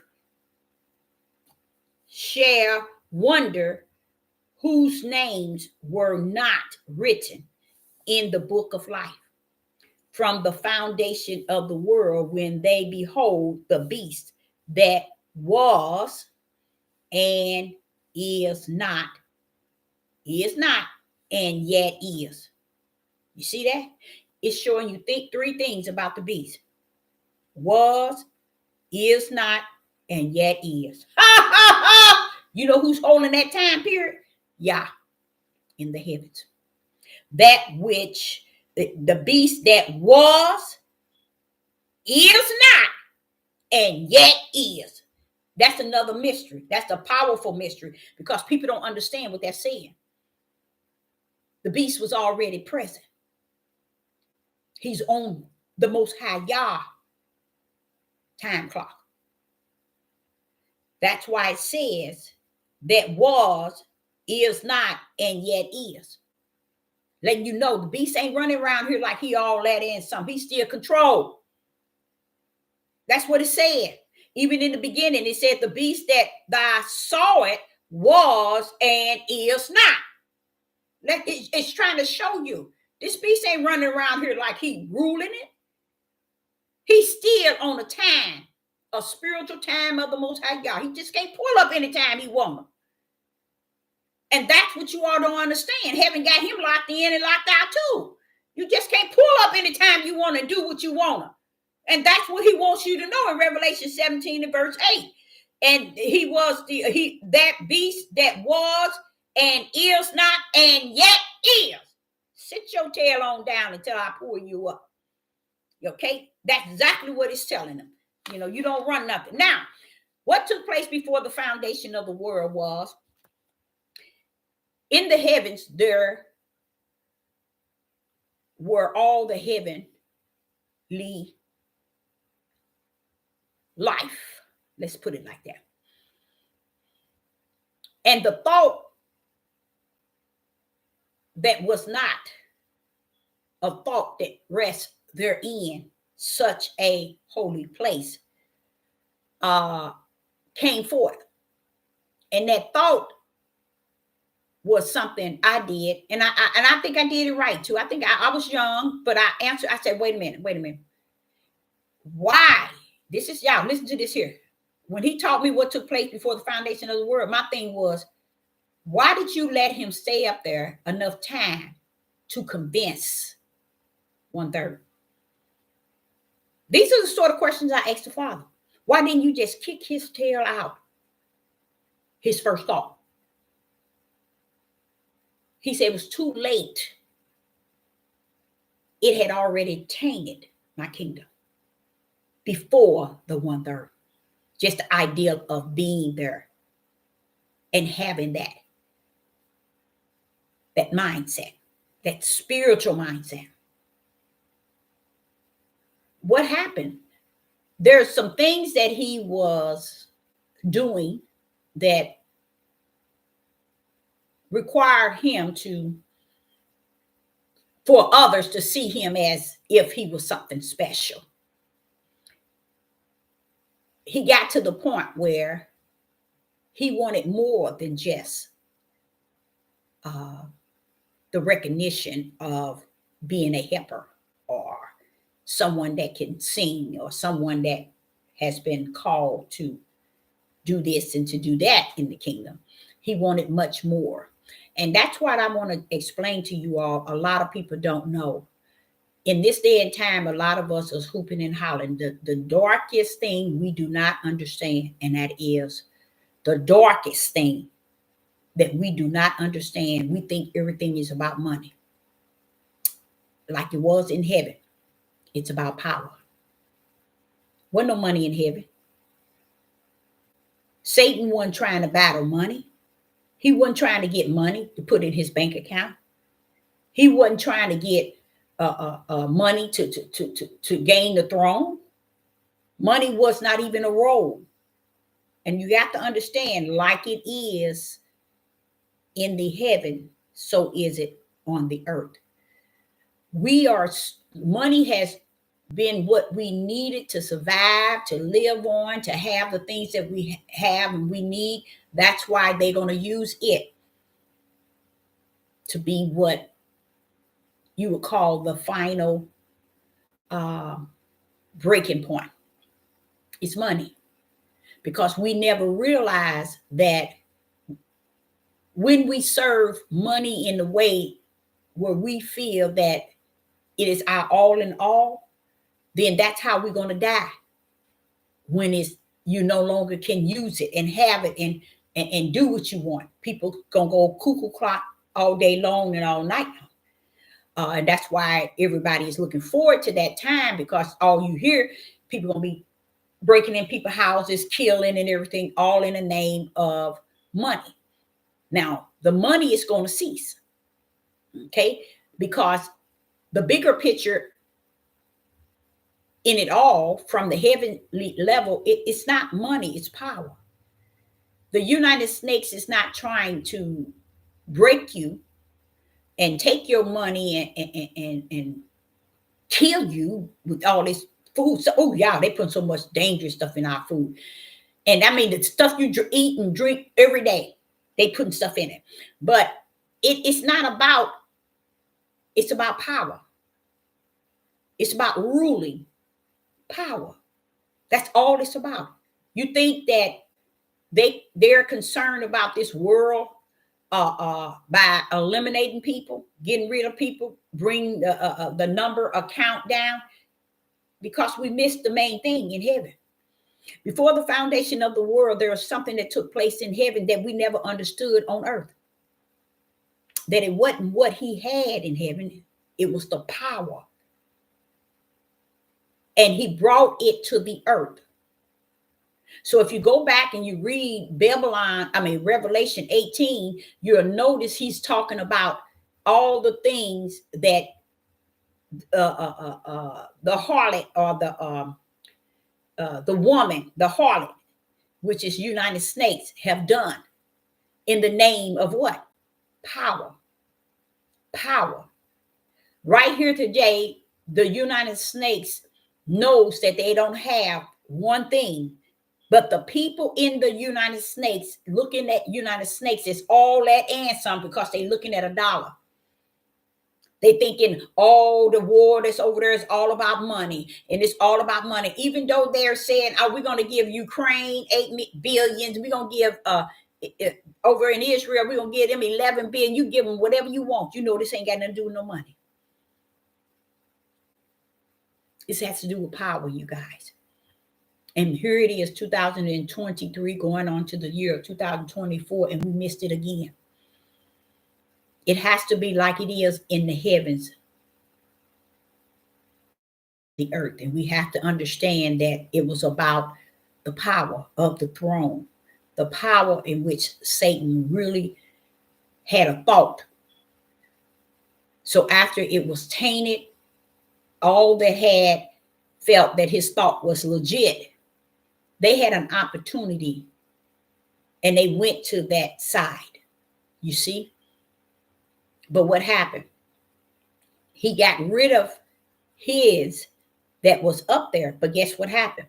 There were others that did not get, down. They were tossed in the, the uttermost darkness and chained? I think it was. But you notice some came down with him. Those are not the ones that are the seed. Those are the ones that are the demons and the ones that the evil and wicked, those angels. But as they come down onto the earth, they're coming in human form in the body.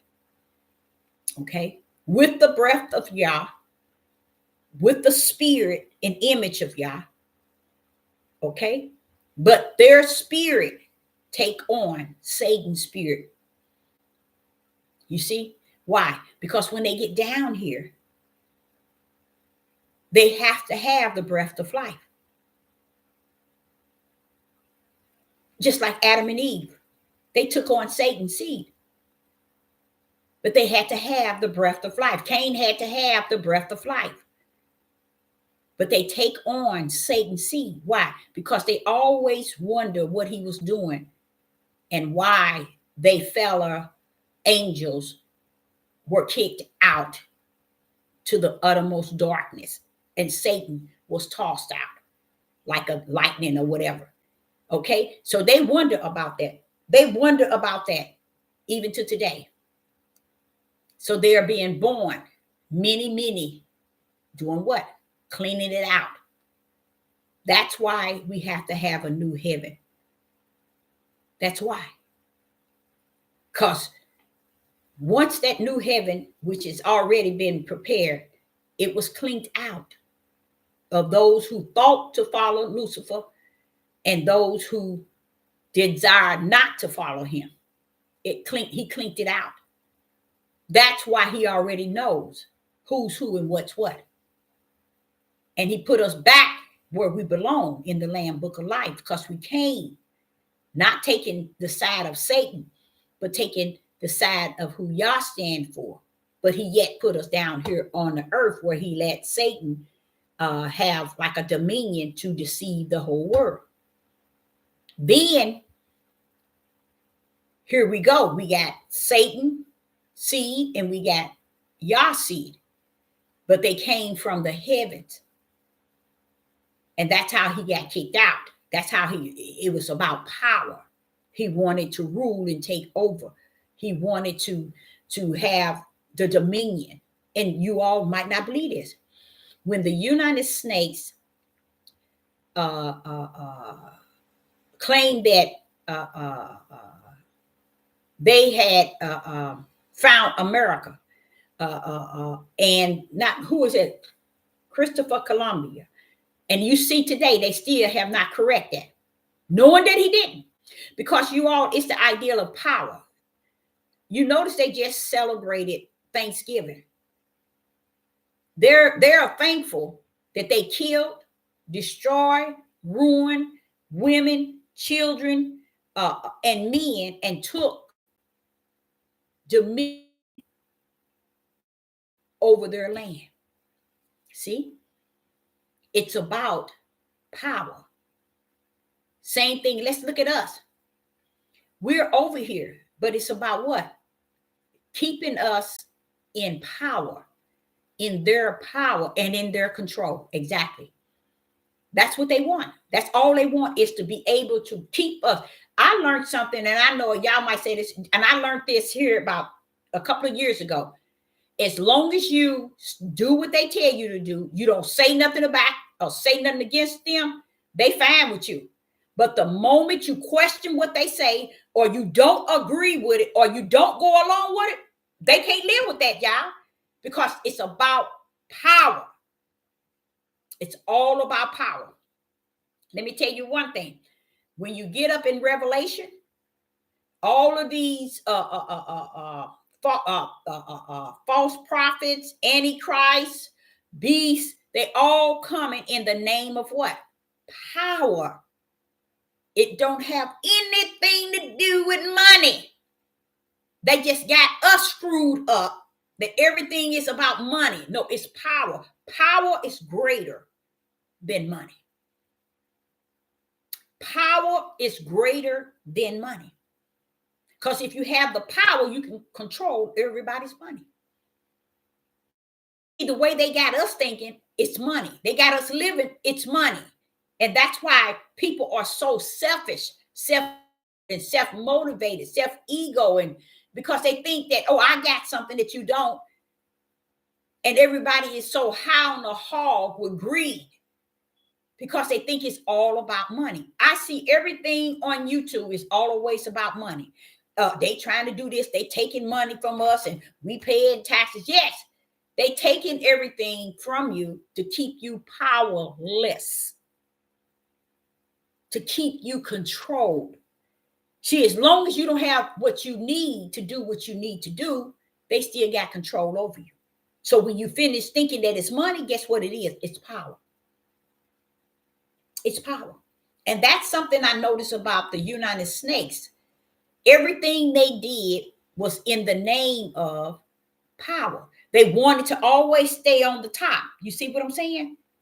Even if they got the whole world thinking that they are the powerful a country on the earth, and the whole world not seeing, most of the world knew it except for us as citizens here in the United States. We have no sense at all because we put the United States on a pedestal. You right here today, if you sit and tell somebody go to Revelation 18 and you can see that's United States, they probably curse you out. They want that flag. They want Biden and Trump. They waiting to vote. I'm talking about Negroes, white, every race that's here in this country. That's how the beast is going to roll in. And that's how it has rolled in. That's how this is what I was explaining to y'all. United States has fallen already. They are all the way down. You all are waiting for the debris. They don't have to take nothing else from you. They already took it. They took your integrity. They took your power. Look how they put you in the house for that virus. Muzzled your mouth. You had fools driving their cars with their mouth muzzled in their own house with a muzzle on. You see? Close your jobs. That's power. And money didn't have nothing to do with it. Nothing. That's what they want to do to the people in this country, is to put them in a line of power. And they said we can't bring them to the power degree. So what we have to do, let's kill them. Let's kill most of them. Then we can control the other ones can come into a power. So we can control them. See, it's about controlling. Bill Gates, y'all think, and Microsoft, all those people that own it, you all really think it's about, come on, it's so many of them got it. You can't have, what can you do with it? It ain't that, y'all. It's power. The same thing Satan wanted from the beginning. That's what took place in the heavens. Power. He wanted the power he could never, ever, ever, ever get. And when he got down here, he did not get like I said, a thunder or whatever, zoom. He was here. He did not get that power. He come to rule, but he didn't get the power. What power he has is what we gave him, because we made him bigger than y'all. Just like the third, the ones that follow him, the 1/3, they saw him to be all that. That's how we are on the earth. We give this Satan all this power, and he has none. One angel had muzzled his mouth, chained him up, and sealed him, and put his tail in the pit. And I'm like saying, you mean you ain't have a host of angels? What's going on? It don't take all that, Deborah. Y'all just put him up there. He ain't there. And that takes you back to what took place before the foundation of the world. Everything that is, that was, and shall be is finished. It's in the heaven. And that's why it says in Revelation 17 in verse 8, the beast that was, that is, and yet that was, and is not, and yet is, just letting you know, hey, I'm going to roll them back up out. I'm going to let him out during this time. I'm not letting him out. I'm going to call him to do these things. We messed up, y'all. We took every part of the Father's power and authority and gave it to the beast and the people here on the earth. And then this is why we are powerless when it comes down to many things. It's because we gave the power to someone who can't do nothing with it.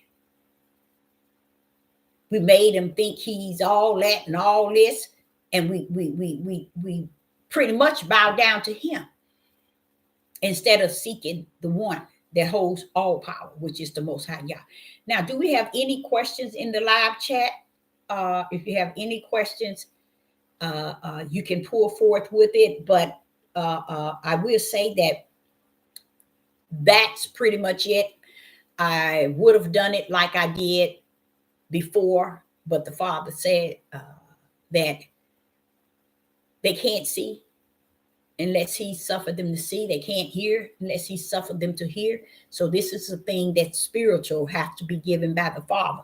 I just didn't want to put it out like I broke it down in time past. I wanted to just still take it back to the kingdom and understand. Even in the prayer, it tells you like it is in the heaven. You have to understand that the earth and the things that here has to match up with the kingdom, not the kingdom not the earth have to, the kingdom have to match up with the earth. And that's our mentality and our mindset. Is we so set on thinking the earth rule the heaven. No, y'all been up and been down. You see, that's the way we think. As if the heaven don't have a throne where the Most High Yah has all power, who created the beginning and the end, ups and the downs and all around, but we don't see that. That's why he can sit and say the beast that was and is not and yet is. He letting you know he rolling on my finger, y'all. You see, I got this, y'all. I got this, said the Most High, y'all. I got this. What else did I wanted to say something else.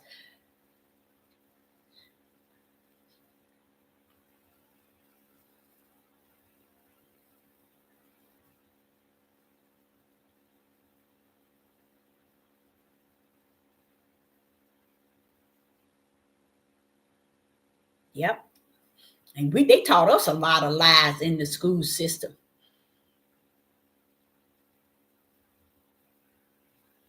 But you know what? I'm going to tell you what I come to realize, though.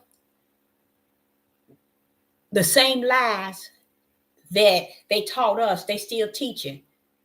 And nobody's moved by it. Have you ever thought of that? Nobody is moved by it. The world, and the world is still going the same. Let me give you an example.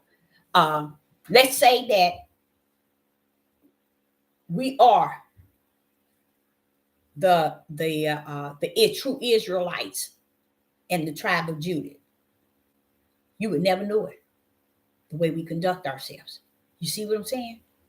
That's not it. And that's in the book telling you we are. But why would someone want to listen to us? The way we could see, we don't understand. We want the world to embrace spirit and truth, but we don't have spirit and truth. That's what the sad part. Meaning, who was that? My oldest son. He was saying something yesterday, and we got on this topic, and I said, but our men didn't save. He was talking, look at the schools. I think he was saying the schools, how torn up, and our men, instead of uniting as men and saying we don't want our community, we want our children, our babies to go to the school in their communities. We want, just always staying on top of things. They never wanted anything. That's what Jacob was saying about Judah. He slumped down like an old lion. Who can awaken him? That's powerful to me for Jacob to say that at his deathbed, because this Jacob is actually saying these Negroes ain't gonna wake up and to peace come. You see? So I'm like saying, my son was saying, but I said, babe, they just didn't do their part in their Black communities. These Black communities, he was like, look at all these schools. I said, yep, we passed by like 4 or 5 of them, nice buildings, but they got them all boarded up and been boarded up for about 15, 20 years. All our children's elementary schools, everything, they just closed everything in our community. Then you go into the city on the south side where the white people stay, their schools is all right there where their kids can just walk across the street, go around the corner. Their schools are there. See, these are the things that shows that they didn't do anything to us. We didn't do anything for ourselves. We never done anything for ourselves. We never stood firm. But guess what they did? I'm going to tell you what they did. They turned around and decided to sell drugs to their children in their community. That's what they did. And then they turned and said the white man brought it in, the white man gave it to us. So we sold them to our own children and our kids. But they wouldn't try to fight to keep the schools open, the stores over in the area.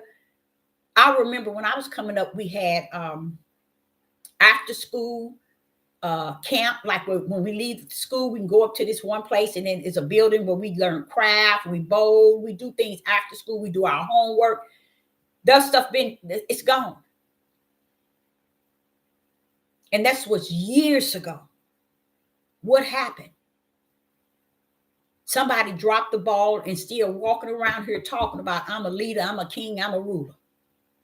They want all these positions, but ain't now one of them did anything in their community. Now they want to run out to the woods. They want to run out here and open up academies and get all of these camps to get these men to have the wrong mindset and be out here talking about the wrong thing, having no spirit and truth, and not out there in the light. You all, let me tell y'all, last night, I decided to hear the whole matter of Pastor Dow and this here Rambo guy. And I listened to him, and it blew me off the chart. But when I heard it, the Father said, but you knew that. He said it to me just like that. He said, but you already knew that. I was like, dog. He said, but you already knew that. Do you know this Gentile? I call him a heathen.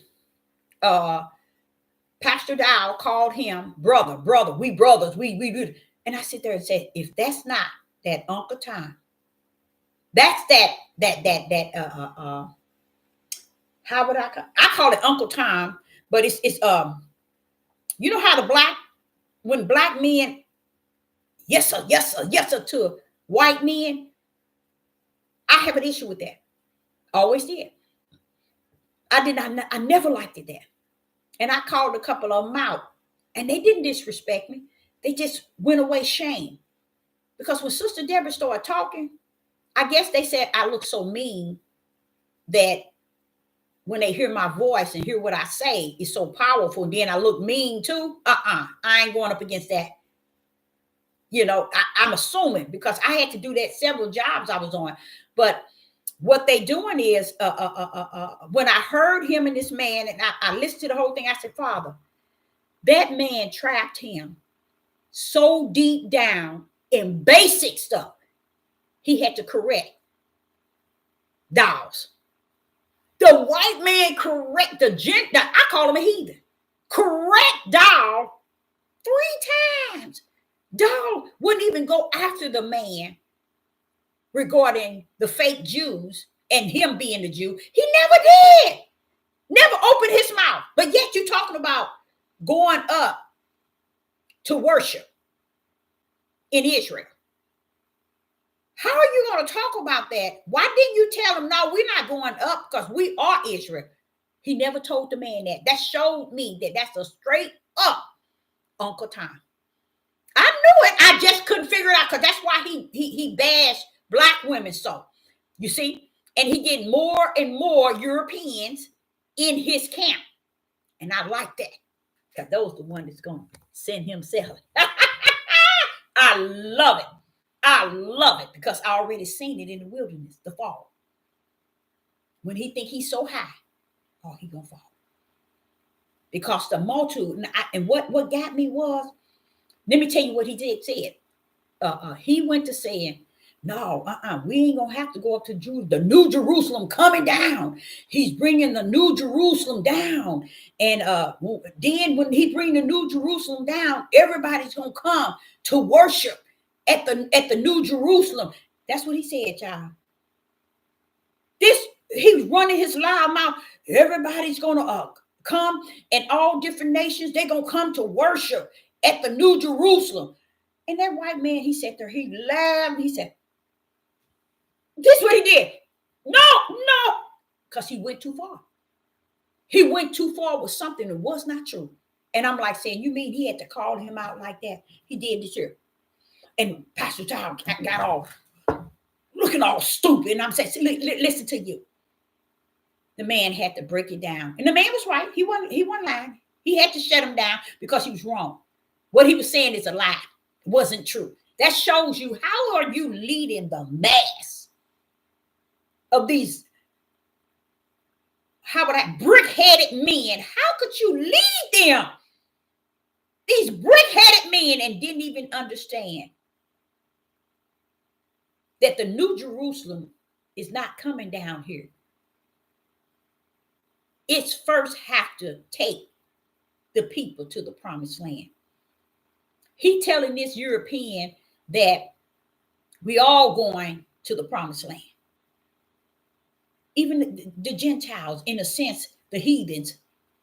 You going up to Jerusalem now, worshiping with the fake Jews. Pastor Dow wouldn't even get on him about it. I know his guys just really, I know they had to have said, nah, we're going to rethink this about this man. I know without a doubt. If they didn't, I feel sad for them. Because that between him and that white man should have never exist. And because that it did, any Negro continue to follow him, they need to. Straight through the broad day. They need to. Because I'm sitting here listening to this man. This European, this heathen had to stop him twice. But he got him right 3 times. But he had to stop him twice. But I like how he got him right. Guess why? He was telling him the truth. What he was saying was true. But he was getting him right. See, he forgot that the promised land, when we get over to the promised land, others, and once we get up there and everything is settled, other nations going to come, and they're going to come there to worship. You see, the Most High Yah. Stupo, which is Dow's, he's telling this man, and the New Jerusalem coming down, and all the nations going to come to worship. And he had to tell him, no, they're not coming to worship at the New Jerusalem, because there's not going to be nothing for them to worship. They're going to be in the heaven. They're going to be in the kingdom. He had to break it down to him. And I was like, you mean this man didn't know that? And you should have seen how stupid he looked. He looked so stupid. And then he began to just stand there and let the man have the floor, because he realized every time he say something, this man is getting it. He's catching it, and he's making him a lie. And I was like, see that? Only thing they can agree with, that we can have wives, as many as we please. That's the only thing they agree with, y'all. They don't agree with nothing else. Ain't that scary? Because the white man, he feels that up in Israel today, we are supposed to go up there 3 days to meet with those up in Israel and serve Yah 3 days out of a year. That's what this white man, he talked. You ain't got no even business talking to him talking like that. He's saying that because the Bible said we should go up 3 days. Now he's coming out of Torah. Why? Because they don't want to go into the new. How can you be redeemed? How could anything take place without the Messiah coming on the scene? If we erased the New Testament, then we erase the Messiah. And you know they don't believe in Jesus Christ, over in Israel. So this man is sitting here. Why are you talking to a man that's totally off, and you calling him your brother? Strictly stone hard, Uncle Tom. All right. Anybody have any questions? New sheriff in town.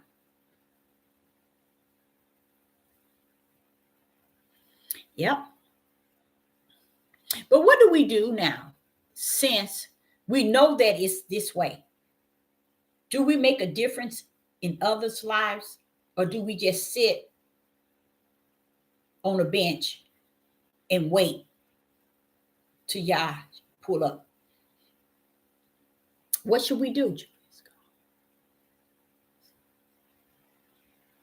Oh yeah, they gone like gone.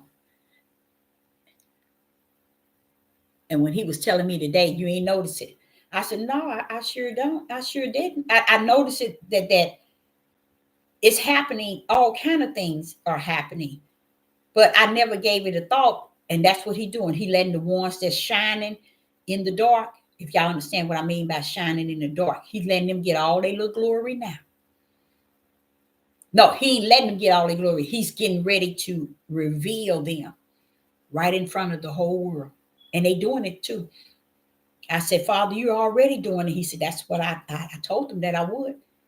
but we don't look at it to be something from the heavens, but it's happening right now.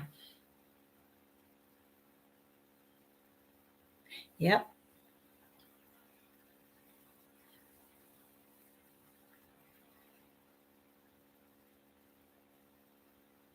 Yep. Yep. So I, Sister Deborah, say I appreciate each and every last one of you all tuning in. Um, I got a busy day tomorrow. Not looking forward to it, but this too shall pass. And um, it's just like so many things is just taking place, and you don't have the fight.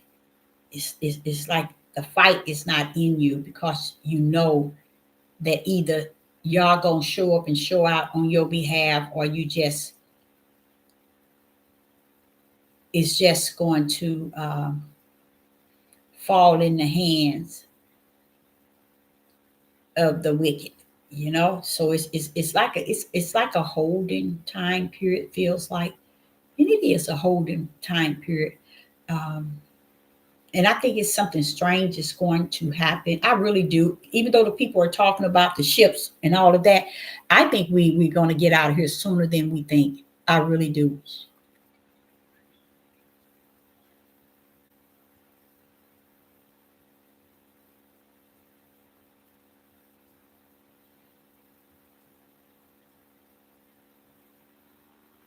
Yeah, that's true. That is so true.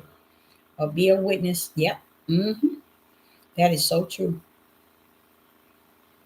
Hmm.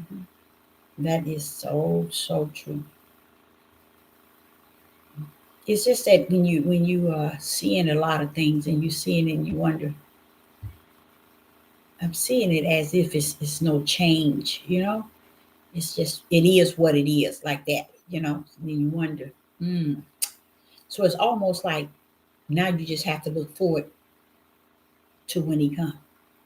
You see, that's how it feels. It feels like it's like saying, I'm here. I'm coming to get what's mine, and it's not like he's far away. He up on us, whether we know it or not. And I don't know how he's going to do it in the way he do it in the day, hour, week, month, but I do know it will be done. It's going to be done somewhere along the line. I believe.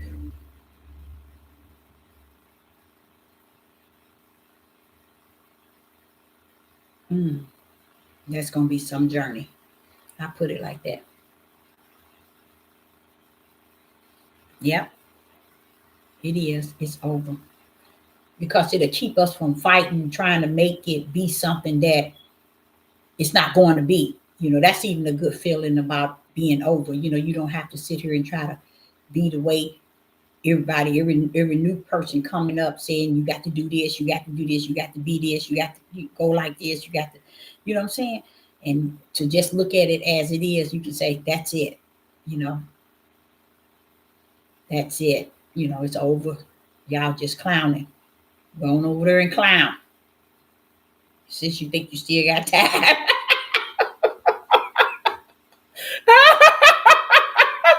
They think they still got time to clown. That's terrible. Because that's exactly the way it appeared. Like, you get so sick, and I can't even wrap my mind around what I'm seeing, y'all. I mean, it's just so hard to wrap my mind around. Is this it? Is this? You mean is this it? You know what else I couldn't wrap my mind around?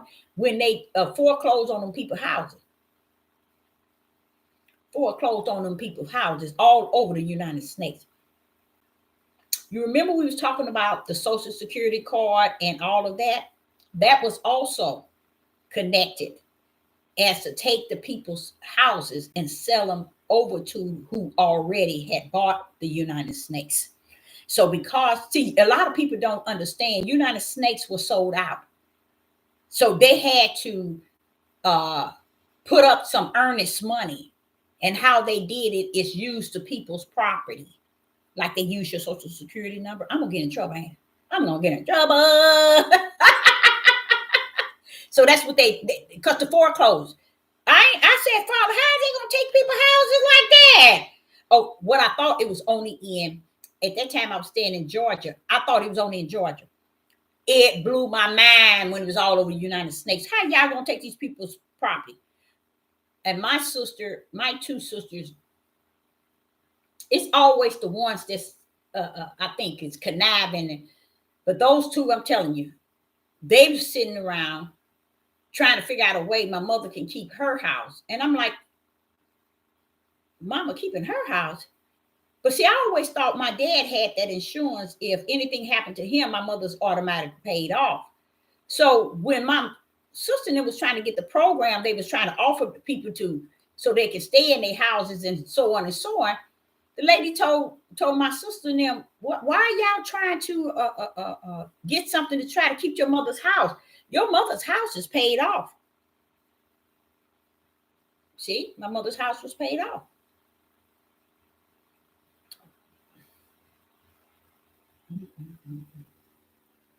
My mother's house was paid off. Well, I wish I can get my mother's house now. I was staying in Georgia when they did it. See, they always got to wait to make sure I'm out the way. Oh, shoot. My sister and them know that I better not know nothing about nothing. I'm the one they better not let know nothing. Let me explain something to y'all. So my mother's house was already paid off. Do you all know my sister and them had took my mother's American Express, the youngest sister. She ran it up to $50,000 gambling on the boat. To where when it was time to pay it, she was nowhere near it. So my mother had to file bankruptcy, right? Do you know she filed bankruptcy and she had the attorney said she couldn't get the chapter 7. She had to go with 13. Do you know it wasn't just 50,000? I think she did 30,000 and my other sister and them did something else on it. See, I was in Georgia. Georgia. And okay, they ran my mother's card up. And now she had to file that because now she couldn't pay, that 50,000. You have to pay it with American Express. You have to pay what you used that following month.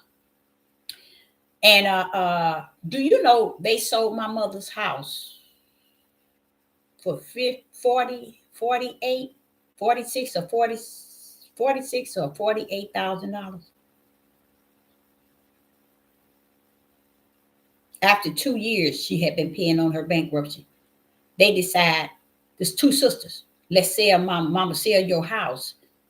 And then they didn't know that when you sell your house, the bankruptcy going to get a lump sum.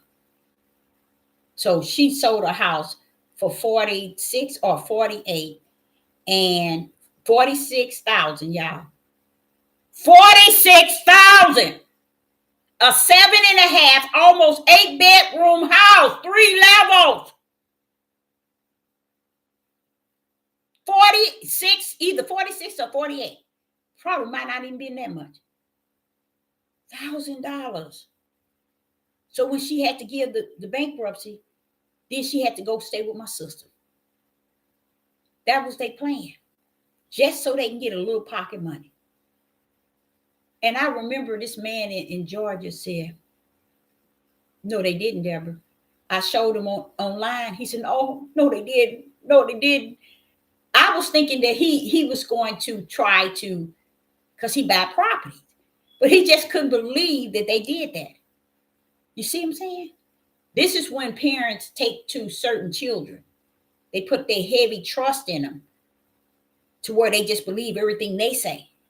And then when the light pop up and try to tell you something, you won't listen. You see? But it's almost to me like it's what that individual get, even though she's my mom. But guess what clicked into me? The father said it wasn't her house. That's what the father told me. He said a father leaving inheritance for his children. That was his children's house, not my mother's. And I am totally agreement because my daddy got that house for us, for his 7 children. and one of them had passed away, but that's who he got it for us. That was our inheritance. And it went to my mother. So I think they said she had something like 28 after it was all said and done. And I'm like saying, oh no, oh no. Mm-mm-mm-mm. And I think back and see that house every time I go by it. And I'm going to take a picture one day and let y'all see it. But it's a 3-level plus a basement, big yard, beautiful. That man bought it for my mother. I think he used it for 46,000 or 48, one of them. That's sad. Mm-hmm. Every time I tell somebody, they say that's horrible. It's horrible. And I'm just sitting here just thinking about it. That could have been a. Mm-mm-mm-mm. Every time I think of that house, I always think about how whatever. It's just that's just it. So Sister Deborah.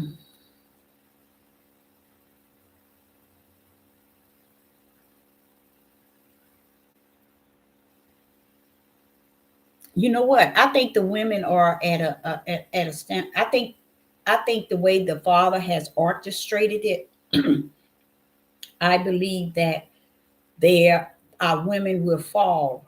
As long as our men are falling, the women shall fall right behind them. Because every example is always the women fall right behind them. You see, or with them, or right behind them. If um, you look at the homosexuals, okay, and they always like to really give you this thing about the women. Let me pull it up. Let me show you an example. And I just think that that's something about us as women we don't understand, and that's why we shouldn't let them. It's too late now though. We shouldn't have let them have the way that they have had, and that's why they didn't stay to take care of the children and take care of the household and take care of their responsibility. They just wouldn't. Like when I go into Romans chapter 1, and when he says in Romans chapter 1, where he's, let me see where it's at.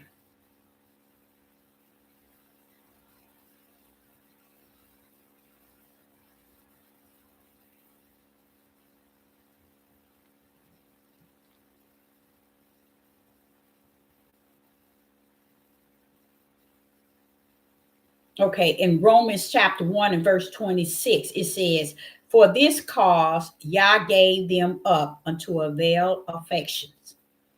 For even their women did change the natural use unto that which is against nature. I don't think he was saying she turned into homosexual. She changed her their natural use, changed the natural use of their bodies into that which is against nature. You see what I'm saying? And then it says, likewise, also the men leaving the natural use of a woman. You see, the men had already leaving the natural use of a woman, burning in their lust toward one another, men with men working that which is unseemly. Y'all don't really get it as female, and I know you won't. Everything's going to always start with the man before the woman decide to allow. That's why women allow men to really enter into their bodies all kind of ways, because they thought anything to have a man, to keep him, to make him feel or to give him what he wanted and what he needed, and to satisfy him. And then when it's all said and done, it backed that thing up and it bagged that thing out. It turned around and told you they went on their own way. They left the use of a woman, the natural use, and went to and burning in their lust, man to man, letting you know, women, you don't read, you don't understand spirit and truth, you don't understand that a lot of things is out of your control. It always been. You see, because this is the way they've been doing it for thousands and thousands and thousands of years. People wouldn't even see Solomon and Gomorrah nor the book of Judge back in the days when all this stuff was going on. You would never see it pinpointing anything about a woman when it come down to doing that. But they left here with them. They left here with those men. They died. Babies too. Just because the sin of the what? The father. See, that's what a lot of people don't want to nobody. That's why they want women to keep quiet. Because women will be the one that spill out spirit and truth. And they don't want you to talk. They don't want you to say anything because they don't want nobody talking about anything outside of what they want everybody to understand and feel and abide by their way. So I, Sister Deborah, say I appreciate each and every last one of you all tonight. And you all have a wonderful night. All right. And I will be back. Shalom and appreciate each and every last one of you all in the live chat. Thank you.